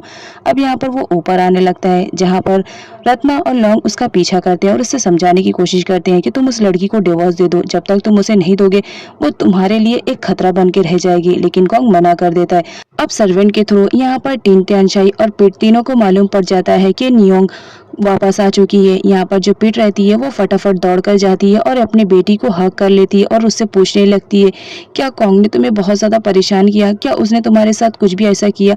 जो हमारी पीट रहती है वो अपनी मॉम को बोलती है जो मेरे साथ होना था वो हो चुका है, लेकिन आप फिक्र मत करें मैं बिल्कुल ठीक हूँ। यहाँ पर अपनी बेटी को ठीक ठाक देखकर जो पीट रहती है उसके दिल में थोड़ी तसल्ली आती है। अब यहाँ पर तौर को दिखाया जाता है जो कि बात ले रहा होता है, लेकिन यहाँ पर उसे तौर की बातें और अपनी जो बुआ रहती है रत्ना उस सब की बातें याद आती है कि जो तुम्हारी वाइफ है वो तुम्हें सिर्फ चीट कर रही है, एक्चुअल में तो वो किसी और से प्यार करती है। तुम इस बात को जितनी जल्दी एक्सेप्ट कर लोगे उतना ही अच्छा रहेगा। बट जो कॉन्ग रहता है वो बहुत ज्यादा जिद्दी रहता है और वो अपनी वाइफ को किसी के साथ भी शेयर करने के लिए रेडी नहीं रहता है। यहाँ पर दिखाया जाता है जो कॉन्ग रहता है वो अपने लॉयर को कॉल करता है और इससे कहता है कि मैंने नियोंग के नाम पर जितने भी अकाउंट में पैसे ट्रांसफर करवाए थे उन्हें बंद कर दो, किसी भी तरह उन सारे पैसों को नियोंग ना निकालने पाए।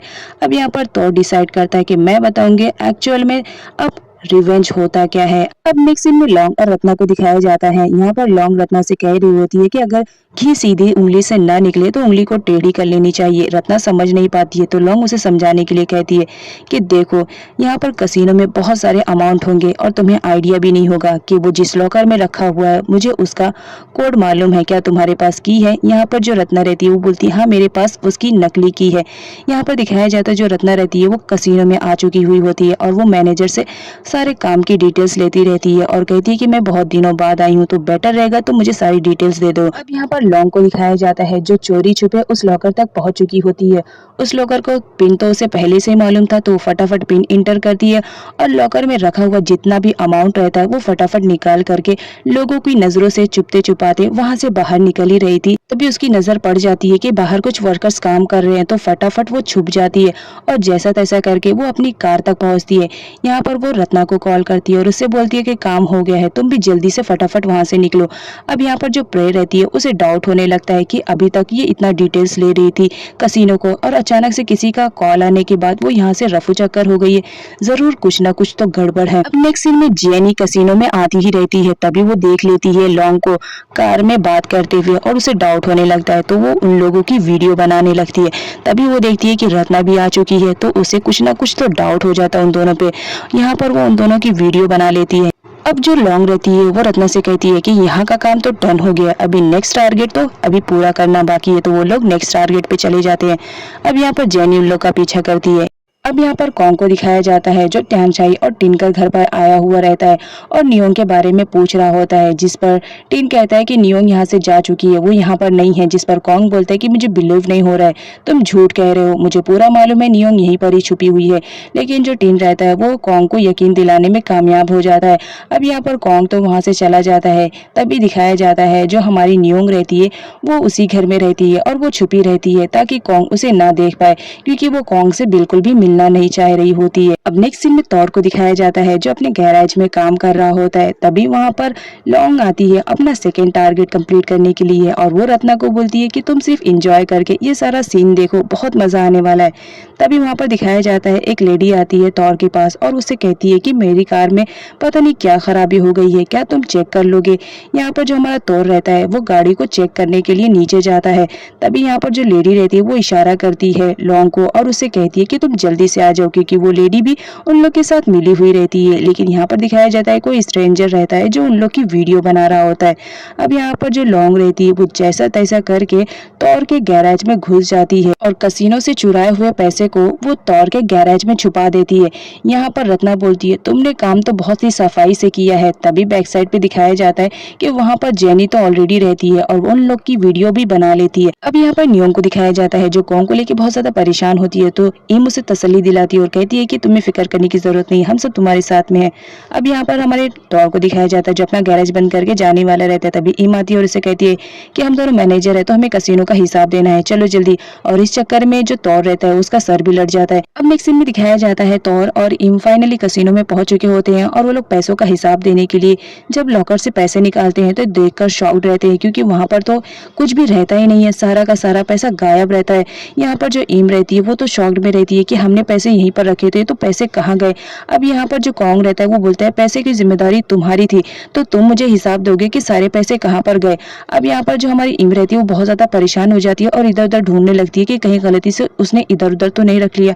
अब यहाँ पर जो रत्ना रहती है उसे तो पॉइंट मिल जाता है, वो कहती है कि मुझे जरूर इन लोग पे डाउट लग रहा है कि वो सारे पैसे यही लोग ले लिए हैं और झूठा बहाना बना रहे हैं कि सारे पैसे चोरी हो गए हैं। अब यहाँ पर कॉन्ग को दिखाया जाता है वो पैसों की छानबीन करता है और सारी सीसीटीवी कैमरास को चेक करता है, लेकिन यहाँ पर उसे कोई भी सबूत नहीं मिलता है। तो यहाँ पर वो तौर को बोलता है कि सारे पैसों की जिम्मेदारी तुम्हारी थी और पैसे तुमसे घूमे, इसका मतलब चोरी तुमने ही किया है।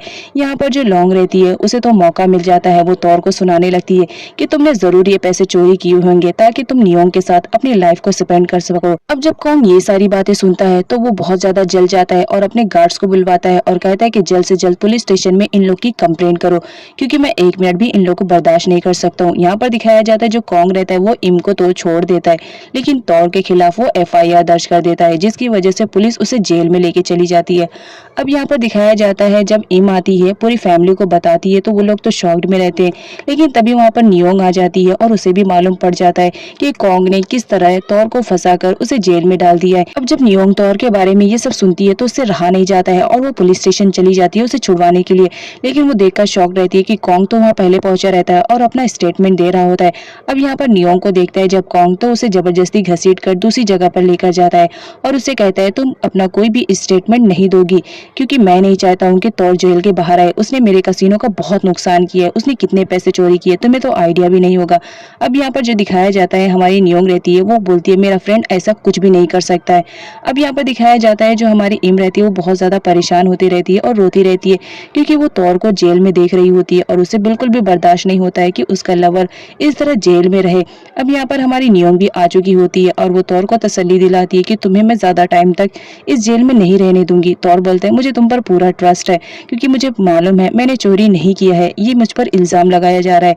अब यहाँ पर नियोंग बोलती है मुझे पूरा यकीन है तुम सच कह रहे हो, मैं जल्द से जल्द कोशिश करूंगी कि मैं तुम्हें यहाँ से बाहर निकाल सकूं क्योंकि मैं बिल्कुल भी नहीं चाहती हूँ कि मेरा फ्रेंड इस तरह जेल के पीछे रहे। अब यहाँ पर जो तौर रहता है वो नियोंग को बोलता है तुम्हें परेशान होने की जरूरत नहीं है, मैं जब सच हूँ तो फिर इसमें मुझे डरने की जरूरत नहीं है। यहाँ पर दिखाया जाता है जो टीन और त्यानशाई रहते हैं वो भी तौर की हेल्प करने के लिए रेडी रहते हैं। अब रत्ना और लॉन्ग को दिखाया जाता है जो लोग बहुत ज्यादा खुश होते हैं कि उनका प्लान कामयाब हो गया। यहाँ पर रत्ना को दिखाया जाता है वो अपने नेक्स्ट टारगेट पे आ जाती है और वो कॉन्ग को भड़काती रहती है कि एक बार जाकर वो तौर के गैराज में चेक करे, हो सकता है अमाउंट वहां पर ही रखा होगा।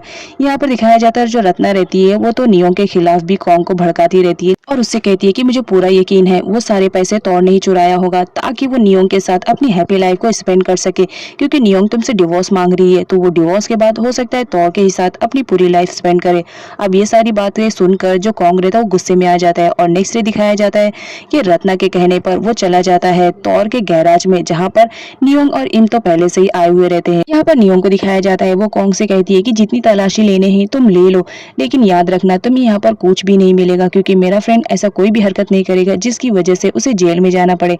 अब यहाँ पर जो कॉन्ग रहता है वो बोलता है अभी दूध का दूध पानी का पानी हो जाएगा। यहाँ पर पुलिस को दिखाया जाता है वो हर तरफ छानबीन करती है जहाँ पर उन्हें पैसों से भरा हुआ बैग मिल जाता है। अब यहाँ पर जो कॉन्ग रहता है वो नियोंग से कहता है क्या अब भी राय तुम्हारी यही रहेगी तौर के बारे में, जिस पर नियोंग बोलती है हाँ अभी भी मेरी राय तौर के बारे में वही रहेगी जो पहले थी। वो कोई भी ऐसा काम नहीं करेगा जिसकी वजह से उसे जेल में जाना पड़े, जरूर उसे कोई ना कोई फंसा रहा है। जिस पर कॉन्ग बोलता है अब तो सारे सबूत मिल चुके हैं, मैं उसे लंबा जेल में डालूंगा। अब यहाँ पर नियोंग को दिखाया जाता है वो तौर को छुड़वाने के लिए हर मुमकिन कोशिश कर रही होती है। यहाँ पर वो टीन और त्यानशाई से भी बात कर चुकी होती है। अब नेक्स्ट सीन में टीन को दिखाया जाता है जो बाहर की सीसीटीवी कैमरास को चेक करने वाला रहता है लेकिन वहाँ पर वो सारे लोगों को बुला लेता है और कहता है कि जो भी हुआ वो सब तुम लोग अब अपनी आंख से देख लो। अब यहाँ पर दिखाया जाता है जो रत्ना रहती है वो तो डर जाती है बहुत ज्यादा कि अगर कहीं कॉन्ग को पूरी सच्चाई मालूम पड़ गई तो पता नहीं उसका क्या रिएक्ट रहेगा। यहाँ पर जो टीन रहता है वो बोलता है कि जो भी होगा अब सब लोगों के सामने होगा क्योंकि मुझे बाहर की सीसीटीवी मिल चुकी है और आई होप इसमें कुछ ना कुछ तो ऑबिडियंस मिल जाएंगे। लेकिन यहाँ पर दिखाया जाता है सारे सीसीटीवी कैमरास तो चलते रहते हैं लेकिन अचानक से सब के सब बंद हो जाते हैं। यहाँ पर जो सारे लोग रहते हैं वो डर जाते हैं कि एक्चुअल में यहाँ की सीसीटीवी के वीडियोस कहाँ गई। लेकिन यहाँ पर रत्ना को दिखाया जाता है वो अपना शातिर वाला माइंड यूज करती रहती है और सब लोग को कहती है कि जब कोई ऑबिडियंस रहेगा ही नहीं तो तुम लोग क्या देखोगे, जरूर तुम लोग ये सब बहाना कर रहे हो ताकि तुम तौर को यहाँ से छुड़वा सको। यहाँ पर रत्ना बहुत गुस्सा कर रही होती है और वो पुलिस को भी बोलती है कि तुम्हें नहीं लगता कि तुमने हमारा बहुत कीमती वक्त जाया किया है। यहाँ पर जो पुलिस रहती है कहती है कि अब जब यहाँ पर कोई सबूत नहीं है तो हमें चले जाना चाहिए और वो भी नियोंग की हेल्प करने से मना करके वहां से चले जाते हैं। अब नियोंग के पास कोई ऑप्शन नहीं रहता है, वो कॉन्ग के पास आती है और उसे कहती है कि देखो मेरा फ्रेंड बेकसूर है, उसे छुड़वा दो। यहाँ पर जो हमारा कॉन्ग रहता है वो बोलता है कि ठीक है मैं एक शर्त पे उसे छुड़वा दूंगा, अगर तुम वापस अपने ससुराल आई मीन टू से मेरे साथ मेरे घर चलने के लिए रेडी रहोगी तो ही मैं तौर को छुड़वा दूंगा। याद रखना बेल पर छुड़वाऊंगा, परमानेंट नहीं छुड़वाऊंगा।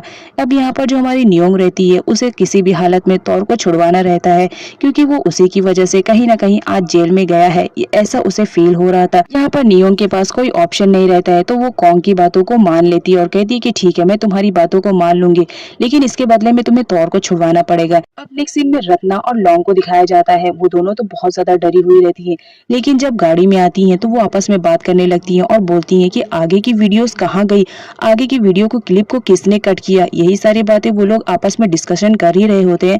तभी वहाँ पर जेनी की एंट्री होती है और वो बोलती है कि ये सब मैंने किया है। यहाँ पर दिखाया जाता है रत्ना और लॉन्ग तो शॉक में रहते हैं कि जेनी को इन सब की खबर कैसे हुई। अब यहाँ पर जो जेनी रहती है वो बताती है कि मुझे मालूम पड़ चुका था, क्योंकि मैंने टिन की बातें सुन ली थी कि वो बाहर के सीसीटीवी कैमरास को चेक करने वाला है। तो मैंने अपने आदमी को बुलाकर वो सारी वीडियोस को डिलीट करवा दिया गया था जिसमें तुम लोग साफ साफ नजर आ रहे थे। इसके लिए मैंने उसे बहुत सारा अमाउंट दिया ये काम करने के लिए। अब यहाँ पर दिखाया जाता है जो जेनी रहती है वो लॉन्ग और रत्ना को ब्लैकमेल करने लगती है कि मैंने उस सीसीटीवी कैमरास में जो वीडियोस थी उसे उड़वाने के लिए बहुत सारा अमाउंट दिया है, तो तुम्हारा भी फर्ज बनता है कि मुझे उतने ही अमाउंट दो। उतने क्यों, डबल दो, क्योंकि मैंने तुम्हारी जान बचाई। अगर कॉन्ग को तुम्हारी सच्चाई के बारे में पता चल जाता तो बताओ क्या चलता। यहाँ पर वो उनसे पैसों की डिमांड करती है। अब नेक्स्ट सीन में तौर को दिखाया जाता है जिसे बेल मिल चुकी हुई होती है, वो बहुत ज्यादा खुश होते रहता है। तभी वो नियोंग के बारे में पूछता है क्योंकि नियोंग वहाँ पर नहीं आई हुई रहती है। तो टीन उसे बताता है कि तुम्हें जेल से बाहर निकालने के लिए नियोंग ने कॉन्ग के साथ जाने का फैसला कर लिया है। अगर नियोंग ऐसा नहीं करती तो तुम कभी जेल से बाहर नहीं आ पाते। अब यहाँ पर दिखाया जाता है तौर नियोंग के पास जाता है और उसे कहता है कि तुमने मुझे बचाने के लिए अपनी लाइफ को फिर से जहन्नम बना लिया है। यहाँ पर नियोंग बोलती है कि तुम मेरे बहुत ही अच्छे फ्रेंड हो, मैं तुम्हें खोना नहीं चाहती हूँ और तुम सही हो, इस वजह से मैंने ये फैसला किया है। अब यहाँ पर कॉन्ग को दिखाया जाता है जो फाइनली नियोंग को लेकर वापस अपने घर पे आ चुका था। यहाँ पर नियोंग तो कॉन्ग से दूर भाग रही थी, लेकिन कॉन्ग उसे टाइटली पकड़ लेता और कहता है कि तुम्हें तो खुश होना चाहिए, तुम अपने हस्बैंड के घर पर वापस आ चुकी हो। लेकिन यहाँ पर नियोंग कहती है कि अगर मेरी मजबूरी नहीं होती तो मैं यहाँ पर कभी नहीं आती। मुझे तौर को जेल से बाहर निकलवाना था, इसलिए मुझे तुम्हारे साथ ये डील करनी पड़ी। अब यहाँ पर रत्ना और लॉन्ग को भी मालूम पड़ जाता है कि नियोंग वापस आ चुकी है।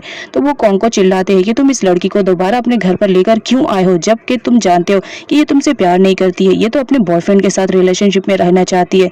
अब यहाँ पर कॉन्ग से बर्दाश्त नहीं होता कि कोई उसके वाइफ के बारे में ऐसा बोले। वो रत्ना को भी नहीं छोड़ता और कहता है कि आपको हमारे मामले में नहीं पड़ना चाहिए, मैं अपनी वाइफ से बहुत ज्यादा प्यार करता हूँ, इसीलिए आपको चुप रहना चाहिए। यहाँ पर जो लॉन्ग रहती है वो भी बोलने लगती है। तो कॉन्ग कहता है कि तुम्हें इतना तो ख्याल रखना चाहिए कि किसी की फैमिली मैटर में बात नहीं करनी चाहिए, तो तुम बाहर की हो, बाहर ही रहना अच्छा लगेगा तुम्हें। अब यहाँ पर कॉन्ग को दिखाया जाता है जो नियोंग को अपनी गोद में उठाकर वहां से चला जाता है। यहाँ पर मैट को दिखाया जाता है, वो तो उन लोग की वीडियो बनाती रहती है ताकि वो उनसे पैसे कमा सके। अब कॉन्ग नियोंग को लेकर अपने कमरे में आता है और बेड पर उसे लेटाकर उसके साथ फ्लर्ट करने लगता है। यहाँ पर नियोंग उसे कहती है कि दूर हो जाओ, तुमने मेरे साथ एक बार गलत कर दिया है, अब मैं दोबारा अपने साथ गलत होते हुए बिल्कुल भी बर्दाश्त नहीं करूंगी। यहाँ पर कॉन्ग कहता है कि ये तो मेरा पूरा राइट्स है, बिकॉज मैं तुम्हारा हस्बैंड हूँ, ऑफिशियली तरीके से भी और मैरिज भी मैंने तुमसे किया है, तो तुम मेरी वाइफ हो। यहाँ पर जो नियोंग रहती है उसे पिलो फेंक कर मारती है और कहती है कि मेरे करीब भी मत आना है। बट कॉन्ग कहाँ मानने वाला है, वो नियोंग के करीब जाता है और कहता है कि शायद तुम भूल रही हो कि तौर को सिर्फ अभी बेल मिली है, अगर तुमने मेरे साथ अच्छे से सलूक नहीं किया तो याद रखना है मैं उसे फिर से जेल में फंसा दूंगा। अब यहाँ पर नियोंग जो रहती है बेचारी परेशान रहती है, वो तो कॉन्ग को मना भी नहीं कर सकती थी। प्रे को दिखाया जाता है वो तो सेलिब्रेशन कर रही होती है अपने फ्रेंड्स के साथ कि फाइनली चलो नियोंग कॉन्ग की लाइफ से जा चुकी है, अब मेरे लिए रास्ता साफ रहेगा, अब मैं कॉन्ग की लाइफ में इंटर कर सकती हूँ।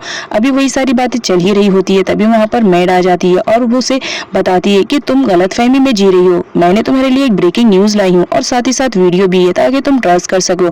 यहाँ पर वो बताती है कि देखो नियोंग वापस आ चुकी है और इसे लाने के लिए कॉन्ग पर्सनली गया था। अब यहाँ पर जब ये बात सुनती है तो जो प्रे रहती है वो गुस्से में आ जाती है और मैट के ऊपर पाउडर फेंक देती है कि तुम तुम्हारी शक्ल की तरह ही हमेशा घटिया न्यूज लेकर आती हो, जब भी आती हो कोई ना कोई बुरी न्यूज लेकर आती हो, मुझे तुमसे नफरत हो गई है। रत्ना और लॉन्ग को दिखाया जाता है जो जेनी के बताए हुए लोकेशन पर पहुंची हुई रहती है। तभी वहां पर जेनी आती है और उन्हें बताती है कि चलो फाइनली मुझे तो लगा था तुम लोग यहाँ पर नहीं आओगे, अगर तुम नहीं आते तो मैं ये वीडियो कॉन्ग तक का सेंड कर देती। यहाँ पर जो हमारी जेनी रहती है वो लॉन्ग और रत्ना से पैसे की डिमांड करती है और कहती है कि अगर मेरा मुंह बंद रखना चाह रहे हो तो मुझे अमाउंट जल्दी से जल्दी दे दो। यहाँ पर रत्ना बोलती है कि इस वक्त हम अमाउंट लेकर नहीं आए, अगर तुम हमें बताती कि तुम पैसों के लिए यहाँ पर हमें बुला रही हो तो हम जरूर लेकर आते। तो यहाँ पर जो जेनी रहती है वो बोलती है अगर तुम्हारे पास पैसे नहीं है तो अपनी ब्रांडेड वॉच दे दो और पर्स भी दे दो। यहाँ पर जो रत्ना रहती है वो तो बिल्कुल भी देना नहीं चाह रही होती, लेकिन क्या करे मजबूरी थी, उसे देना ही पड़ता है। यहाँ पर जेनी लॉन्ग का भी पर्स ले लेती है और कहती है कि तुम्हारा मुझे सबसे अच्छा लगा। अब यहाँ पर तौर को दिखाया जाता है जो नियोंग की हालत का जिम्मेदार खुद ही ठहरा रहा था और कह रहा था कि मुझे छुड़ाने के लिए नियोंग ने इतना बड़ा कदम उठा लिया कि आज उसकी लाइफ मुसीबत में पड़ गई है। यहाँ पर तो फाइनली डिसाइड करता है कि अगर वो अपने आप को बेगुनाह साबित कर लेगा तो वो जेल से फ्री हो जाएगा और इस तरह नियोंग भी कॉन्ग की जिंदगी से बाहर निकल जाएगी और उससे बच पाएगी। अब यहाँ पर वो मैनेजर से इंक्वायरी करता है, लेकिन मैनेजर कुछ भी नहीं बताता है। सिर्फ इतना बताता है कि जिस दिन चोरी हुई थी यहाँ पर रत्ना मैम आई थी इंक्वायरी करने के लिए। अब यहाँ पर जो तौर रहता है उसे रत्ना पर डाउट होने लगता है। यहाँ पर जो इम रहती है वो बोलती है कि मुझे तो कुछ गड़बड़ लग रहा है, कि कहीं इन सब के पीछे रत्ना तो नहीं है। यहाँ पर टिन बोलता है कि एक बार हमें ये सारी बातें नियोंग को बता देनी चाहिए, हो सकता है वो हमें कुछ इन्फॉर्मेशन प्रोवाइड कर पाए, क्योंकि इस वक्त वो कॉन्ग के घर पर है और रत्ना उसके आमने सामने रहती है। यहाँ पर तौर बोलता है ठीक है। फिर इम नियोंग के पास कॉल करती है, लेकिन यहाँ पर दिखाया जाता है नियोंग सोती रहती है, इस वजह से वो कॉल नहीं रिसीव करती है। बट यहाँ पर कॉन्ग उठा हुआ रहता है, वो कॉल नहीं रिसीव करता है और कॉल को कट कर देता है, जिसकी वजह से सारे लोग परेशान हो जाते हैं। यहाँ पर तौर बोलता है कि जरूर कॉन्ग ने कुछ तो गलत किया होगा जिसकी वजह से नियोंग कॉल रिसीव नहीं कर रही है, वरना वो मेरा कॉल हमेशा रिसीव करती है। अब यहाँ पर जो टिन रहता है उसे समझाने की कोशिश करता है कि तुम्हें इस वक्त वहां पर नहीं जाना चाहिए, अगर तुम कॉन्ग के घर पे गए तो मुसीबत बढ़ जाएगी। तो फाइनली यहाँ पर इम डिसाइड करती है कि वो जाएगी नियोंग के पास। यहाँ पर वो जाती है नियोंग के पास, लेकिन जो मैड रहती है वो उसे जाने से मना कर देती है और कहती है कि मुझे तुम्हारा पिछला हिसाब भी तो चुकता करना है, तुमने मेरे ऊपर कचरा फेंक दिया था। यहाँ पर वो सारे सर्वेंट को बुला लेती है और इम को वहां पर नहीं जाने देती है और कहती है कि कॉन्ग सर ने मना किया है कि नियोंग की कोई भी फैमिली के मेंबर उससे नहीं मिल सकते हैं। अब ना चाहते हुए भी इम को वहां से जाना पड़ता है। इधर कॉन्ग को दिखाया जाता है जो ब्रेकफास्ट टेबल पर बैठा रहता है, तभी वहां पर नियोंग आती है और उससे कहती है कि वो किसी इंपॉर्टेंट काम से बाहर जा रही है, लेकिन कॉन्ग मना कर देता है और कहता है कि मैंने तो अभी तक ब्रेकफास्ट भी नहीं किया, तो तुम मुझे छोड़कर कैसे जा सकती हो। यहाँ पर जो हमारी नियोंग रहती है वो आकर बैठती है, तो कॉन्ग कहता है तुम्हें बैठने के लिए किसने कहा है, अब तुम मुझे सर्व करो। जिस पर नियोंग बोलती है इतने सारे सर्वेंट है, तुम उनसे सर्व करवा लो। जिस पर कॉन्ग सारे सर्वेंट को बाहर जाने के लिए कह देता है और कहता है कि आज तो वो लोग बाहर चले गए हैं, अब तुम ही बची हो, तो चलो तुम ही मुझे ब्रेकफास्ट सर्व करो। अब ना चाहते हुए भी यहाँ पर नियोंग को ब्रेकफास्ट सर्व करना पड़ता है। वो सर्व करती है और देती है कॉन्ग को, तो कॉन्ग कहता है कि मैं इस तरह से नहीं खाऊंगा, अब तुम ही मुझे अपने हाथों से खिलाओ। यहाँ पर नियोंग का दिल चाह रहा होता है कि वो कॉन्ग को जड़ के थप्पड़ दे, लेकिन तौर की वजह से वो उसे कुछ भी नहीं कहती है। यहाँ पर कॉन्ग उसे सडनली किस कर लेता है और कहता है कि याद है तुम्हें, लास्ट टाइम तुमने खाना नहीं खाया था, मैंने खिलाया था, तो मैं तुम्हें कह रहा था कि तुम मुझे किस करो, लेकिन यहाँ पर अब तुम मुझे खाना खिलाओ और मैं तुम्हें किस करूंगा, क्योंकि मैं बहुत ज्यादा खुश हूँ कि मेरी वाइफ अब घर पर आ चुकी है। अब यहाँ पर जो नियोंग रहती है वो उसे हर बाइक पर किस देती है, जिसकी वजह से कॉन्ग तो खुश होता है, लेकिन नियोंग की तो जान चल रही होती है। अब यहाँ पर कॉन्ग बोलता है हर बार मैं ही किस करूंगा, अब तुम करो। यहाँ पर नियोंग उसे किस करने वाली रहती है चीक पर, लेकिन कॉन्ग उसे लिप पर किस कर लेता है। इसकी वजह से नियोंग उसे थप्पड़ मारने वाली रहती है, जिस पर कॉन्ग बोलता है याद रखना तौर को बेल मिली है, वो जेल से अभी फ्री नहीं हुआ है। अब यहाँ पर नियोंग शांति से बैठ जाती है और कॉन्ग की हर किस को बर्दाश्त करती रहती है। और ये सब बाहर से दूर खड़े हुए रत्ना और लॉन्ग देख रहे होते हैं।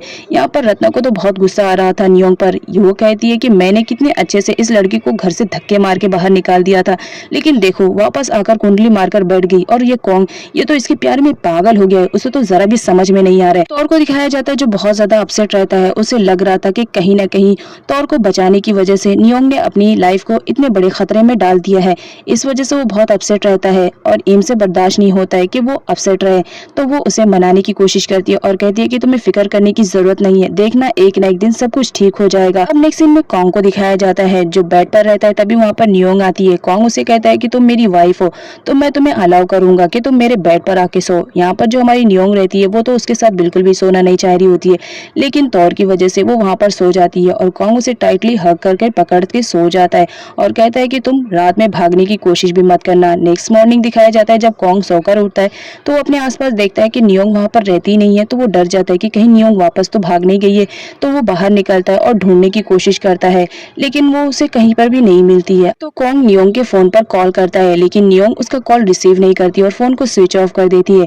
यहाँ पर नियोंग तौर से मिलने के लिए आई हुई रहती है और उससे पूछती है कि तुम याद करने की कोशिश करो कि तुम्हारे गैरेज शॉप में वो अमाउंट कैसे आया।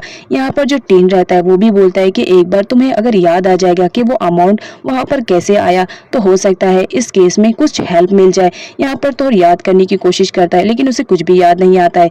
इधर रत्ना को दिखाया जाता है जो देखती है कि कॉन्ग तो बहुत ज्यादा परेशान है नियोंग के लिए, तो उसे भड़काने की कोशिश करती है और कहती है कि तुम्हें क्यों नहीं समझ में आ रहा है कि तुम्हारी वाइफ तुम्हारे साथ नहीं रहना चाह रही है, वो तो अपने बॉयफ्रेंड के साथ रहना चाह रही है, देखना वो उसी के साथ गई होगी। यहाँ पर लॉन्ग भी आग में घी डालने का काम करती है और कहती है अगर हमारी बातों पे ट्रस्ट नहीं हो रहा तो तुम एक बार खुद ही जाकर देख लो, तुम्हें जरूर यकीन आ जाएगा। अब नेक्स्ट सीन दिखाया जाता है जो हमारा कॉन्ग रहता है वो टिन के घर पर पहुंच चुका होता है और वो जाता है नियोंग को ढूंढने के लिए, लेकिन नियोंग तो नहीं मिलती है बट उसकी मॉम मिल जाती है। यहाँ पर जो कॉन्ग रहता है उन्हें नमस्ते करता है और कहता है कि आंटी क्या आप मुझे बता सकती हैं कि नियोंग कहाँ पर है। पिट तो बिल्कुल भी बताना नहीं चाह रही होती है, लेकिन वो फिर भी बता देती है कि नियोंग तौर के साथ गई हुई है उसकी केस में हेल्प करने के लिए।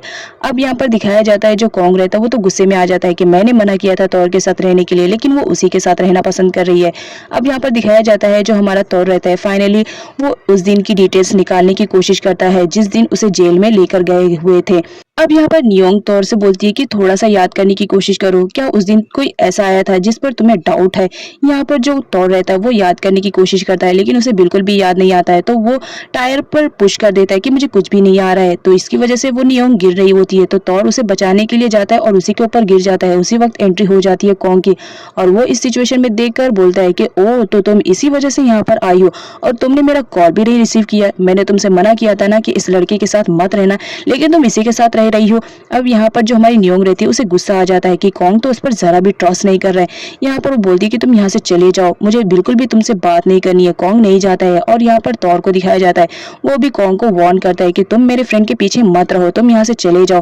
कॉन्ग बोलता है कि तुम्हारी फ्रेंड से पहले ये मेरी वाइफ है और उसका हाथ पकड़कर वहां से लेके जाने लगता है। यहाँ पर नियोंग जाने से मना करती है जिसकी वजह से कॉन्ग उसे ब्लैकमेल करने लगता है कि तुम्हें याद है ना तौर को सिर्फ बेल मिली है, मैंने उसे फ्री नहीं किया है, मैं उस पर केस दोबारा कर सकता हूँ। नियोंग तो बिल्कुल भी ये नहीं चाह रही होती है कि तौर वापस से जेल में जाए, इस वजह से वो कॉन्ग के साथ जाने के लिए रेडी हो जाती है और कहती है कि तुम तौर को जेल में नहीं भेजोगे। कॉन्ग बोलता है तुम मेरे साथ चलो तो सही, मैं उस पर केस नहीं करूंगा। यहाँ पर तौर तो बहुत ज्यादा गुस्से में रहता है बट कुछ भी नहीं करता है। नियोंग कॉन्ग के साथ तो घर पर आती है लेकिन वो फटाफट अपने कमरे में जाने लगती है, जहाँ पर कॉन्ग उसे बोलता है कि तुम दोबारा तौर से मिलने की कोशिश भी मत करना। लेकिन नियोंग बोलती है कि तुम कितना भी मना करो मैं तो तौर की हेल्प करूंगी जब तक कि वो बेगुनाह साबित नहीं होता है। और ये कहकर वो दरवाजा बंद कर लेती है। यहाँ पर लॉन्ग और रत्ना को दिखाया जाता है, वो तो बहुत खुश होते रहते हैं और कहते हैं कि अगर ऐसे ही चलता रहा तो देख लेना वो दिन दूर नहीं है जब हम अपने मकसद में कामयाब हो जाएंगे और देखना एक ना एक दिन तो मैं इन दोनों का डिवोर्स करा कर ही रहूंगी। अब यहाँ पर प्रे को दिखाया जाता है जहाँ पर सर्वेंट उसे इन्फॉर्मेशन देती है कि तुम्हें मालूम है यहाँ पर नियोंग और कॉन्ग के बीच में फाइट हुई है, मुझे लग रहा है कि वो बहुत जल्द डिवोर्स ले लेंगे। और लॉन्ग भी कुछ ऐसा ही कह रही होती है। यहाँ पर प्रे तो खुश हो जाती है और कहती है कि मैं तुम्हें बहुत बड़ा अमाउंट दूंगी कि तुमने मुझे इतनी ब्रेकिंग न्यूज सुनाई है। यहाँ पर सर्वेंट बोलती है कि आप जितना जल्दी पे करेंगे मैं उतना ही जल्दी आपको और भी खुशखबरी सुनाऊंगी। अब नेक्स्ट सीन में दिखाया जाता है कॉन्ग कैसीनो में आया हुआ रहता है और बहुत अपसेट रहता है। तभी नियोंग आती है उसे सेड्यूस करने के लिए और कहती है कि मुझे मालूम है तुम्हारी वाइफ के साथ तुम्हारा झगड़ा हुआ है। यहाँ पर जब कॉन्ग सुनता है कि ये ऐसी बातें कर रही है तो वो उसे वहां से जाने के लिए कह रहा होता है और दूर खड़ी लॉन्ग ये सब देख रही होती है और वो सोचती है कि मुझे कुछ दूसरा प्लान करना पड़ेगा जिससे सांप भी मर जाए और लाठी भी ना टूटे। यहाँ पर दिखाया जाता है जो लॉन्ग रहती है वो एक सर्वेंट को बुलाती है और उससे कहती है कि ये जो दवाई है वो तुम्हें कॉन्ग को किसी भी हालत में पिलानी होगी। यहाँ पर सर्वेंट करने से मना कर देता है तो नियोंग उसे पैसे देती है और कहती है कि अगर तुमने मेरा काम किया तो याद रखना इसका डबल तुम्हें दूंगी। अब पैसों की लालच में आकर वो वेटर तो रेडी हो जाता है और वो कॉन्ग के ड्रिंक में वो नशीली वाली दवाई मिलाकर उसे बाहर लेकर आता है। जिस वक्त कॉन्ग बहुत ही ज्यादा नशे में रहता है वो गाड़ी में उसे बैठाता है। अभी पीछे से रत्ना आती है और वो सर्वेंट को पैसे देती है और कहती है कि तुमने बहुत अच्छा काम किया है और उसके बाद वो कॉन्ग को लेकर वहां से चली जाती है। यहाँ पर नियोंग को दिखाया जाता है जो सो रही होती है लेकिन तभी उसके फोन पर किसी का मैसेज आता है जिसकी वॉइस सुनकर वो उठ जाती है। तभी वो फोन चेक करती है, उस पर कॉन्ग का मैसेज आता है। कॉन्ग उससे कह रहा होता है कि जल्दी से मेरे लिए ब्रेकफास्ट बनाकर मेरे कमरे में लाओ, मुझे भूख लगी है। लेकिन यहाँ पर दिखाया जाता है वो मैसेज कोई और नहीं लॉन्ग करती है ताकि नियोंग उसके कमरे में आए और उन दोनों को एक साथ देखकर वो घर छोड़कर चले जाए। और यहाँ पर दिखाया जाता है जो हमारी नियोंग रहती है वो कॉन्ग के मैसेज के थ्रू उसके लिए खाना बनाने के लिए जाती है। तभी वहां पर रत्ना आती है और वो कहती है कि जब तुम ब्रेकफास्ट बना ही रही हो तो लॉन्ग के लिए भी बना लेना, उसे भी पसंद आएगा, अगर उसकी फेवरेट डिश बनाओगी तो और भी ज्यादा अच्छा रहेगा। ये कहकर वो वहां से चली जाती है लेकिन नियोंग को तो कुछ भी समझ में नहीं आ रहा होता है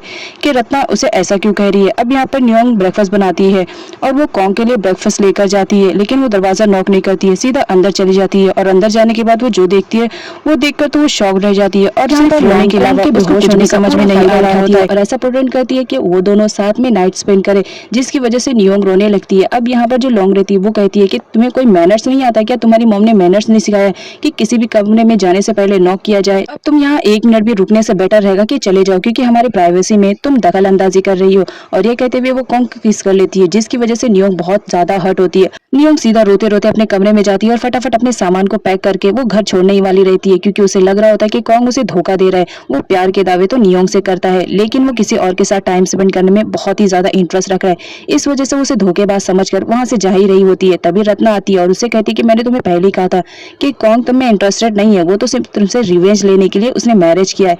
अब यहाँ पर नियोंग जो रहती है वो तो रोती ही रहती है, तो जो रत्ना रहती है उसकी रोने का फायदा उठाती है और उसे डाइवोर्स पेपर देती है और कहती है कि ये तो मुझे कॉन्ग ने कल रात को ही दे दिया था, जब वो लॉन्ग के साथ बहुत ज्यादा बिजी था। उसने कहा था कि मैं तुमसे इस पर साइन ले लूं, तो लो अब तुम इस पर साइन कर दो। लेकिन नियोंग रहती है वो तो साइन करने के लिए रेडी ही नहीं रहती है। तो जो रत्ना रहती है वो अपना शातिर वाला माइंड यूज करती है और नियोंग को ब्लैकमेल करके फाइनली उस डिवोर्स पेपर पे साइन करवा लेती है। नियोंग उस डिवोर्स पेपर पर साइन कर देती है, ये सोचकर कि कॉन्ग अब मेरा नहीं रह गया है तो मैं उससे कोई रिलेशनशिप नहीं रखूंगी, और वहां से चली जाती है।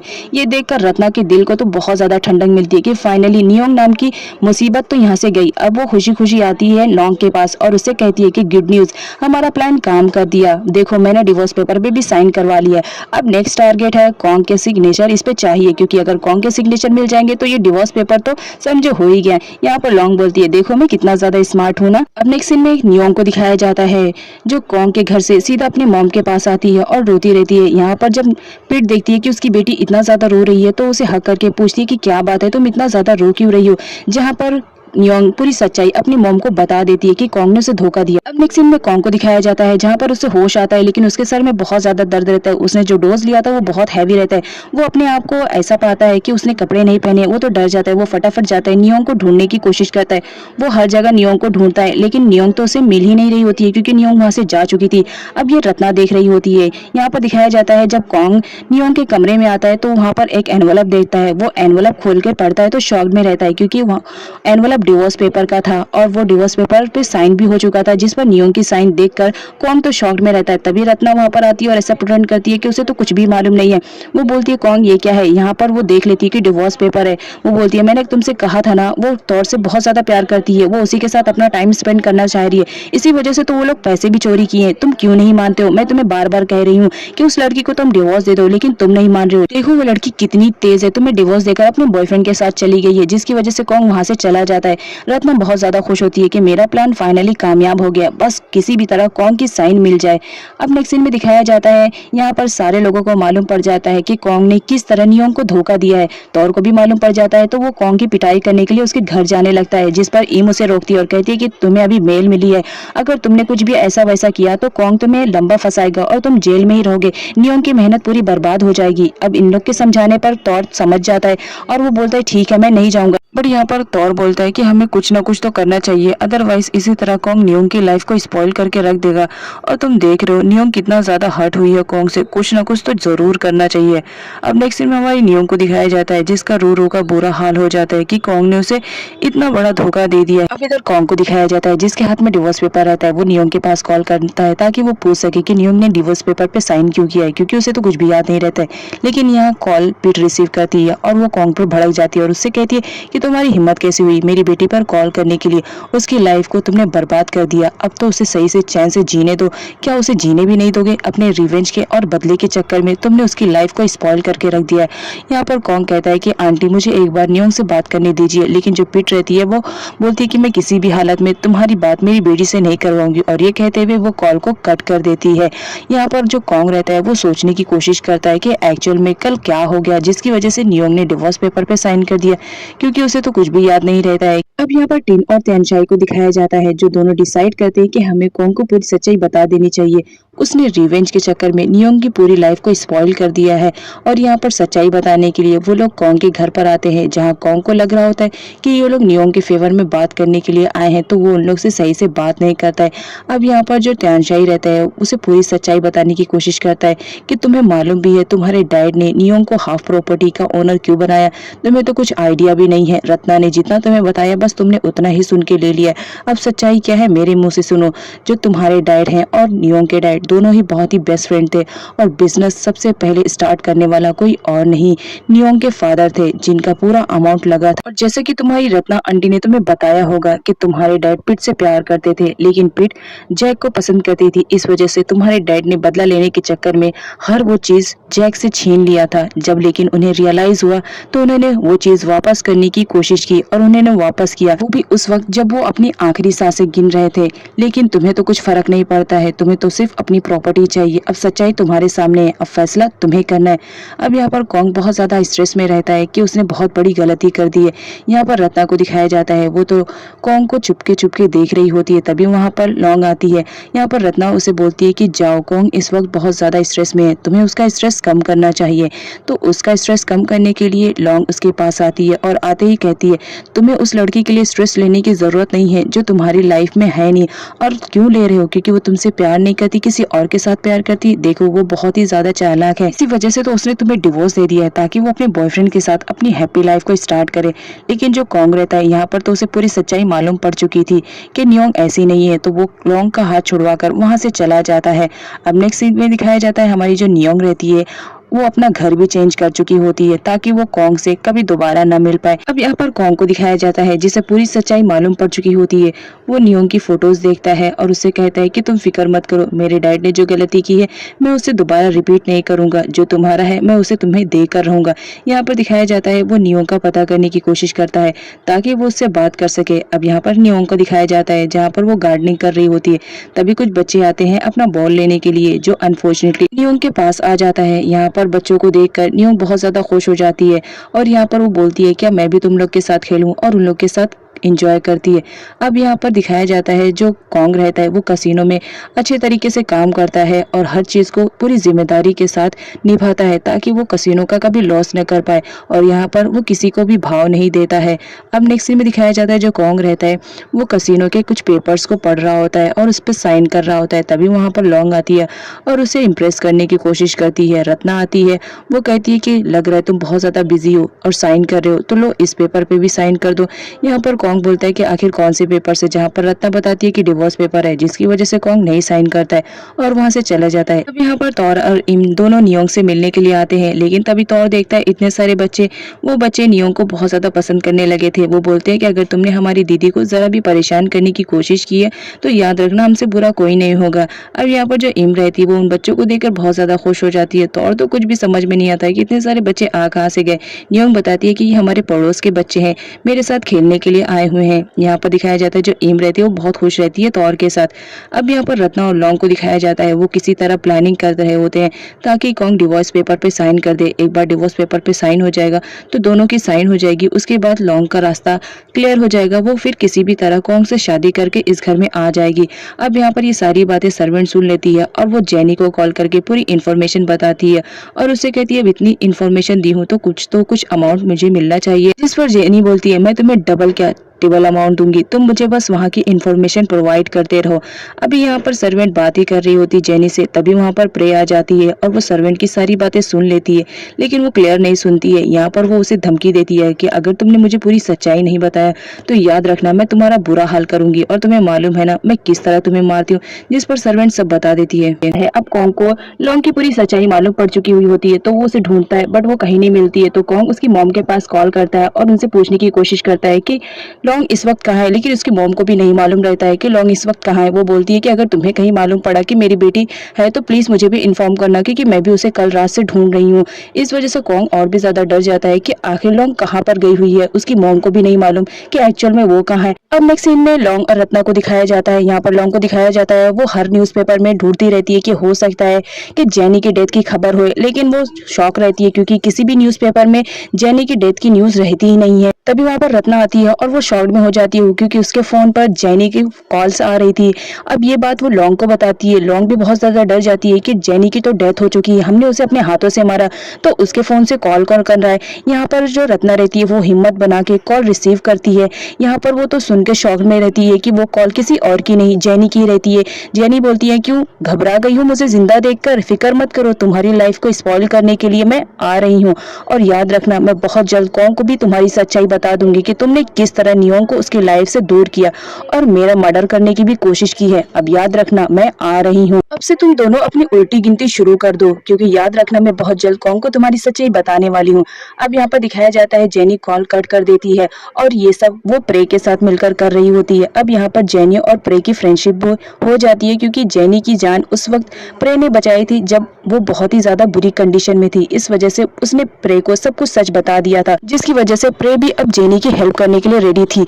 अब यहाँ पर दिखाया जाता है जो लॉन्ग रहती है वो बहुत ज़्यादा डर जाती है कि अगर जेनी ने पुलिस स्टेशन में अपना स्टेटमेंट दे दिया तो हम दोनों कहीं जेल में न चले जाएं। इस वजह से वो जेनी को दोबारा से मारने के लिए जा रही होती है, लेकिन यहाँ पर रत्ना उसे रोकने की कोशिश करती है कि हमने एक बार क्राइम कर दिया है तो दूसरी बार नहीं करेंगे।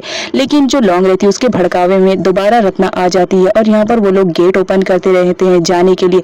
तभी वहाँ पर कॉन्ग की एंट्री होती है। वो गेट ओपन कर देता है और कहता है कि लॉन्ग तुम कहाँ थी, मैं तुम्हें कितने दिनों से ढूंढ रहा हूँ, फाइनली तुम मुझे मिल गई। अब बताओ तुमने मेरे साथ ऐसा क्यों किया, तुमने नियोंग के साथ ऐसा क्यों किया। हम दोनों के बीच में कितना ज्यादा प्यार था, लेकिन तुम्हारी मिसअंडरस्टैंडिंग की वजह से आज नियोंग मेरे पास नहीं है, कहीं और चली गई है। जिस पर लॉन्ग कॉन्ग से बोलती है कि तुम किस लड़की की तरफदारी करने की कोशिश कर रही हो, उस लड़की की जो तुमसे प्यार नहीं करती है, बस तुम्हारे पैसों से प्यार करती थी। देखो आज तुम्हें छोड़कर चली गई है इस वजह से क्योंकि उसे अपने बॉयफ्रेंड के साथ अपनी लाइफ को स्पेंड करना था। जब यहाँ पर कॉन्ग ये सब सुनता है तो लॉन्ग को शांत करवाता है और कहता है कि तुम्हें आइडिया भी नहीं है, तुम कितना ज्यादा झूठ बोल रही हो, मुझे सारी सच्चाई तुम्हारी मालूम पड़ गई है। अब यहाँ पर जो रत्ना रहती है वो भी लॉन्ग की तरफ से रहती है और कॉन्ग को समझाने की कोशिश करती है, देखो लॉन्ग तुमसे बहुत ज्यादा प्यार करती है और इसी वजह से इसने ये सब किया। अब यहाँ पर कॉन्ग बोलता है अपनी सच्चाई तुमने खुद ही बयान कर दिया है, तो अब बताओ मैं तुम्हारा क्या हल करूँ। उसी वक्त एंट्री होती है जेनी और प्रे की। प्रे जेनी को लेकर आई हुई रहती है क्योंकि जेनी प्रॉपरली तौर पर चल नहीं पाती है एक्सीडेंट की वजह से।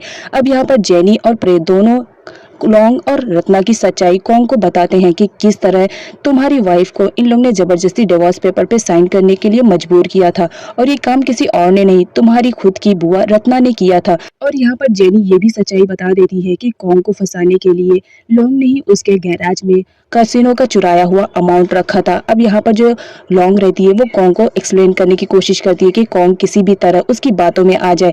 इस वजह से जो रत्ना रहती है वो उन दोनों को वहां से भगाने लगती है कि ये लोग यहाँ से चले जाएंगे तो मामला ठंडा हो जाएगा। लेकिन यहाँ पर दिखाया जाता है जो प्रे रहती है वो तो रत्ना पे भारी पड़ जाती है और कहती है कि तुम तो आज चुप रहो, और उसके साथ साथ वो वीडियो भी शो कर देती है जो कि जेनी ने बनाया था। उस वीडियो में साफ साफ दिखाई दे रहा था कि किस तरह लॉन्ग ने तौर के गैराज में जाके कसिनो का अमाउंट छुपाया था और इल्जाम तौर पे लगाया था कि वो नियोंग के चक्कर में ये सब कर रहा है। अब जब कॉन्ग के सामने पूरी सच्चाई सामने आ जाती है तो वो अपनी आंट को भी नहीं छोड़ता और कहता है कि मैं आप लोगों को कभी नहीं छोड़ूंगा, लेकिन सबसे पहले मेरा टारगेट है मैं किसी भी तरह नियोंग को ढूंढूं। इस वक्त वो कहाँ पर है। और यहाँ पर जो जेनी रहती है वो बोलती है कि तुम जाओ नियोंग को ढूंढने के लिए, इन्हें तो मैं हैंडल कर लूंगी क्योंकि मैंने ऑलरेडी पुलिस को इन्फॉर्म कर दिया है, वो बस आते ही होंगे। तभी कॉन्ग वहां से चला जाता है लेकिन रत्ना उसे रोकने की कोशिश करती है, कॉन्ग नहीं रुकता है। तभी वहां पर पुलिस आ जाती है। अब पुलिस को देखकर जो लॉन्ग और रत्ना रहती है उन लोग की सिटी पिटी गुल हो जाती है। पुलिस से बचने के लिए वो लोग वहां से भागते रहते हैं और यहाँ पर जेनी उन लोग का पीछा करती रहती है।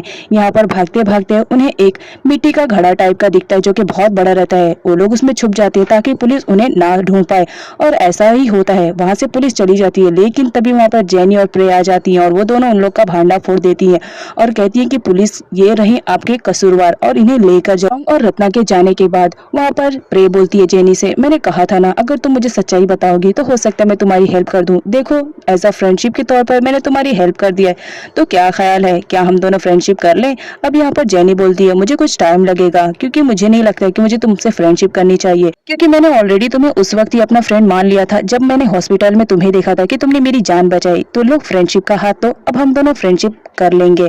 अब यहाँ पर दिखाया जाता है जेनी और प्रे के बीच सारी मिसअंडरस्टैंडिंग दूर हो जाती है और वो दोनों बहुत ही अच्छे दोस्त बन जाते हैं। अब सीन दिखाया जाता है हमारी नियोंग का जो कि फाइनली थाईलैंड छोड़ने का डिसाइड कर चुकी थी और वो टोक्यो में जा रही थी। अब यहाँ पर जो उसकी मॉम रहती है वो तो उन्हें नहीं जाने देना चाह रही होती है, लेकिन क्या करे, बेटी की जिद के आगे माँ का क्या कहना। यहाँ पर दिखाया जाता है जो हमारी नियोंग रहती है वो जाने से पहले इम का हाथ तौर के हाथ में दे देती है और कहती है कि मुझे उम्मीद है तुम मेरी फ्रेंड का बहुत ही अच्छे से ख्याल रखोगी क्योंकि मैं जानती हूँ वो तुमसे बहुत ज्यादा प्यार करती है और कहीं तुम भी उसे करते हो तो उसका ख्याल रखना। अब यहाँ पर कॉन्ग को दिखाया जाता है जो नियोंग को ढूंढ रहा होता है और फाइनली उसे एड्रेस मिल जाता है। वो आता है जहाँ पर नियोंग को दिखाया जाता है वो तो जा चुकी हुई होती है। अब यहाँ पर जो भीड़ रहती है वो कॉन्ग को देखकर शॉक्ड हो जाती है और उससे कहती है कि तुम यहाँ से चली जाओ, तुमने मेरी बेटी की लाइफ को जहन्नम बना दिया है, अब तो वो यहाँ पर है भी नहीं। अब जब ये बात कॉन्ग सुनता है तो शॉक में जाता है और वो तौर से पूछता है कि कहाँ गई नियोंग, मुझे बताओ। जिस पर तौर कॉन्ग से बोलता है कि तुमने नियोंग को इतना ज्यादा टॉर्चर कर दिया, इतना ज्यादा परेशान कर दिया कि वो तुमसे इतना दूर जाना चाह रही है कि वो कंट्री छोड़कर जा रही है।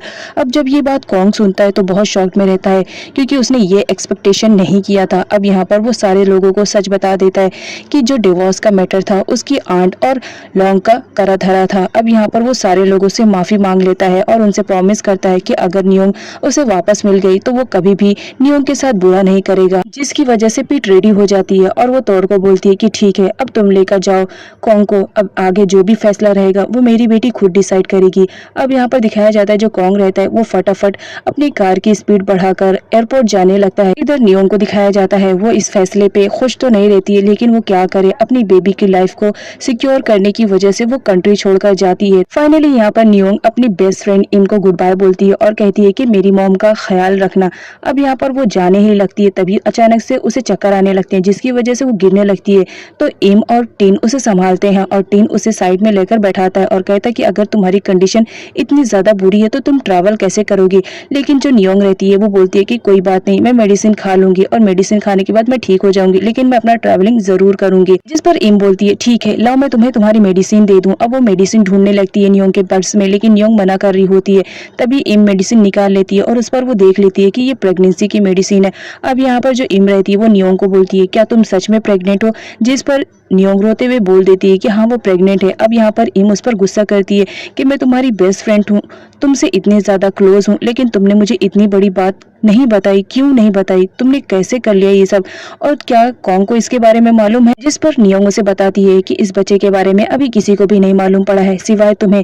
अब यहाँ पर जो इम रहती है वो कॉन्ग के कॉल पर कॉल करने वाली रहती है, लेकिन नियोंग उसका फोन छीन लेती है और कहती है कि प्लीज कॉन्ग को इसके बारे में मत बताओ, क्योंकि मैं नहीं चाहती हूँ कि कॉन्ग की परछाई भी मेरे बच्चे पर पड़े। उसने मुझसे रिवेंज लेने के लिए क्या क्या किया, लेकिन मैं अब इस बच्चे के साथ ऐसा कुछ भी नहीं करने दूंगी। जैसा तैसा करके नियोंग इम को रेडी कर लेती है कि वो कॉन्ग को ना बताए। अब यहाँ पर दिखाया जाता है जो हमारी नियोंग रहती है वो फाइनली ट्रैवलिंग के लिए रेडी हो जाती है और अपना टिकट लेकर वो कहती है कि ठीक है इम, अब मैं जा रही हूँ, लेकिन मेरे पीछे मेरी मॉम का तुम ख्याल रखना। जहाँ पर इम बोलती है कि तुम गलत कर रही हो, तुम्हें सबको बता देना चाहिए, लेकिन नियोंग बोलती है कि नहीं, इस वक्त नहीं, और वो वहां से चली जाती है। अब यहाँ पर दिखाया जाता है जो कॉन्ग रहता है वो टिन के फोन पर कॉल करता है ताकि वो नियोंग को रोक सके, बट जो टिन रहता है वो तो उसका कॉल रिसीव ही नहीं करता है, क्योंकि सारे लोग कॉन्ग से गुस्सा करते हैं। तभी यहाँ पर जो तौर रहता है वो बोलता है ठीक है, मैं अपने फोन से कॉल ट्राई करता हूँ। वो भी कॉल करता है, लेकिन उसका भी कॉल नहीं लग पाता है, जिसकी वजह से कॉन्ग बहुत ज्यादा परेशान हो जाता है।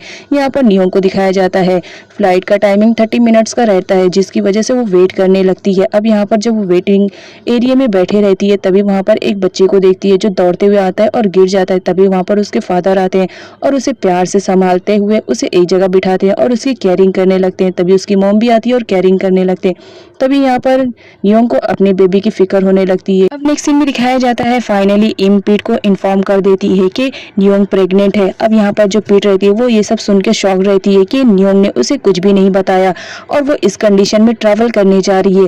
तभी कॉन्ग पीछे से सुन लेता है और ये बात सुनकर तो वो शॉक में रहता है। वो इम से जाता है क्लियर करने के लिए, क्या तुमने जो कहा क्या वो सच है, क्या नियोंग सच में प्रेग्नेंट है। जहाँ पर इम उसे क्लियरली बता देती है कि हाँ नियोंग प्रेग्नेंट है, तुम्हारी वजह से आज उसने इतना बड़ा कदम उठा लिया कि वो कंट्री छोड़कर जा रही है। अब ये बात सुनकर तो कॉन्ग शॉक में हो जाता है। वो पूछता है कि नियोंग कहाँ है, जहाँ उसे मालूम पड़ता है कि नियोंग अंदर जा चुकी है।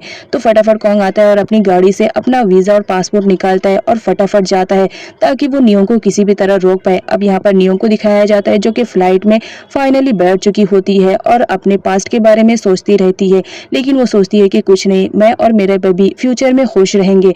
वो यही सोचकर बैठ जाती है। नेक्स्ट सीन में दिखाया जाता है जो कॉन्ग रहता है वो नियोंग को ढूंढते ढूंढते फाइनली उस प्लेन में आ जाता है और यहाँ पर वो नियोंग को देखकर बहुत खुश होता है और वो नियोंग के पास जाता है और उससे कहता है तुम इस तरह मुझे छोड़कर नहीं जा सकती हो, वो भी तब जब मुझे मालूम पड़ा कि तुम प्रेग्नेंट हो।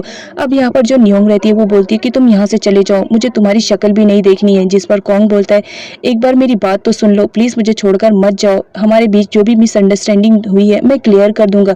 यहाँ पर नियोंग बोलती है कौन सी मिसअंडरस्टैंडिंग, मैं पहले गलतफहमी में जी रही थी कि तुम मुझसे प्यार करते थे, लेकिन फाइनली चलो आज मेरे सामने सच आ ही गया कि तुम मुझसे नफरत कर रहे हो। रिवेंज लेने के लिए, प्रॉपर्टी लेने के लिए तुमने मुझे इस हद तक टॉर्चर किया कि आज फाइनली मैंने डिसाइड कर लिया कि मैं तुमसे दूर हो जाऊंगी। यहाँ पर नियोंग गार्ड्स को बुलवाती है और कहती है कि ये पर्सन मुझे बहुत ज्यादा परेशान कर रहे हैं, प्लीज आप लोग यहाँ से ले जाइए इसे।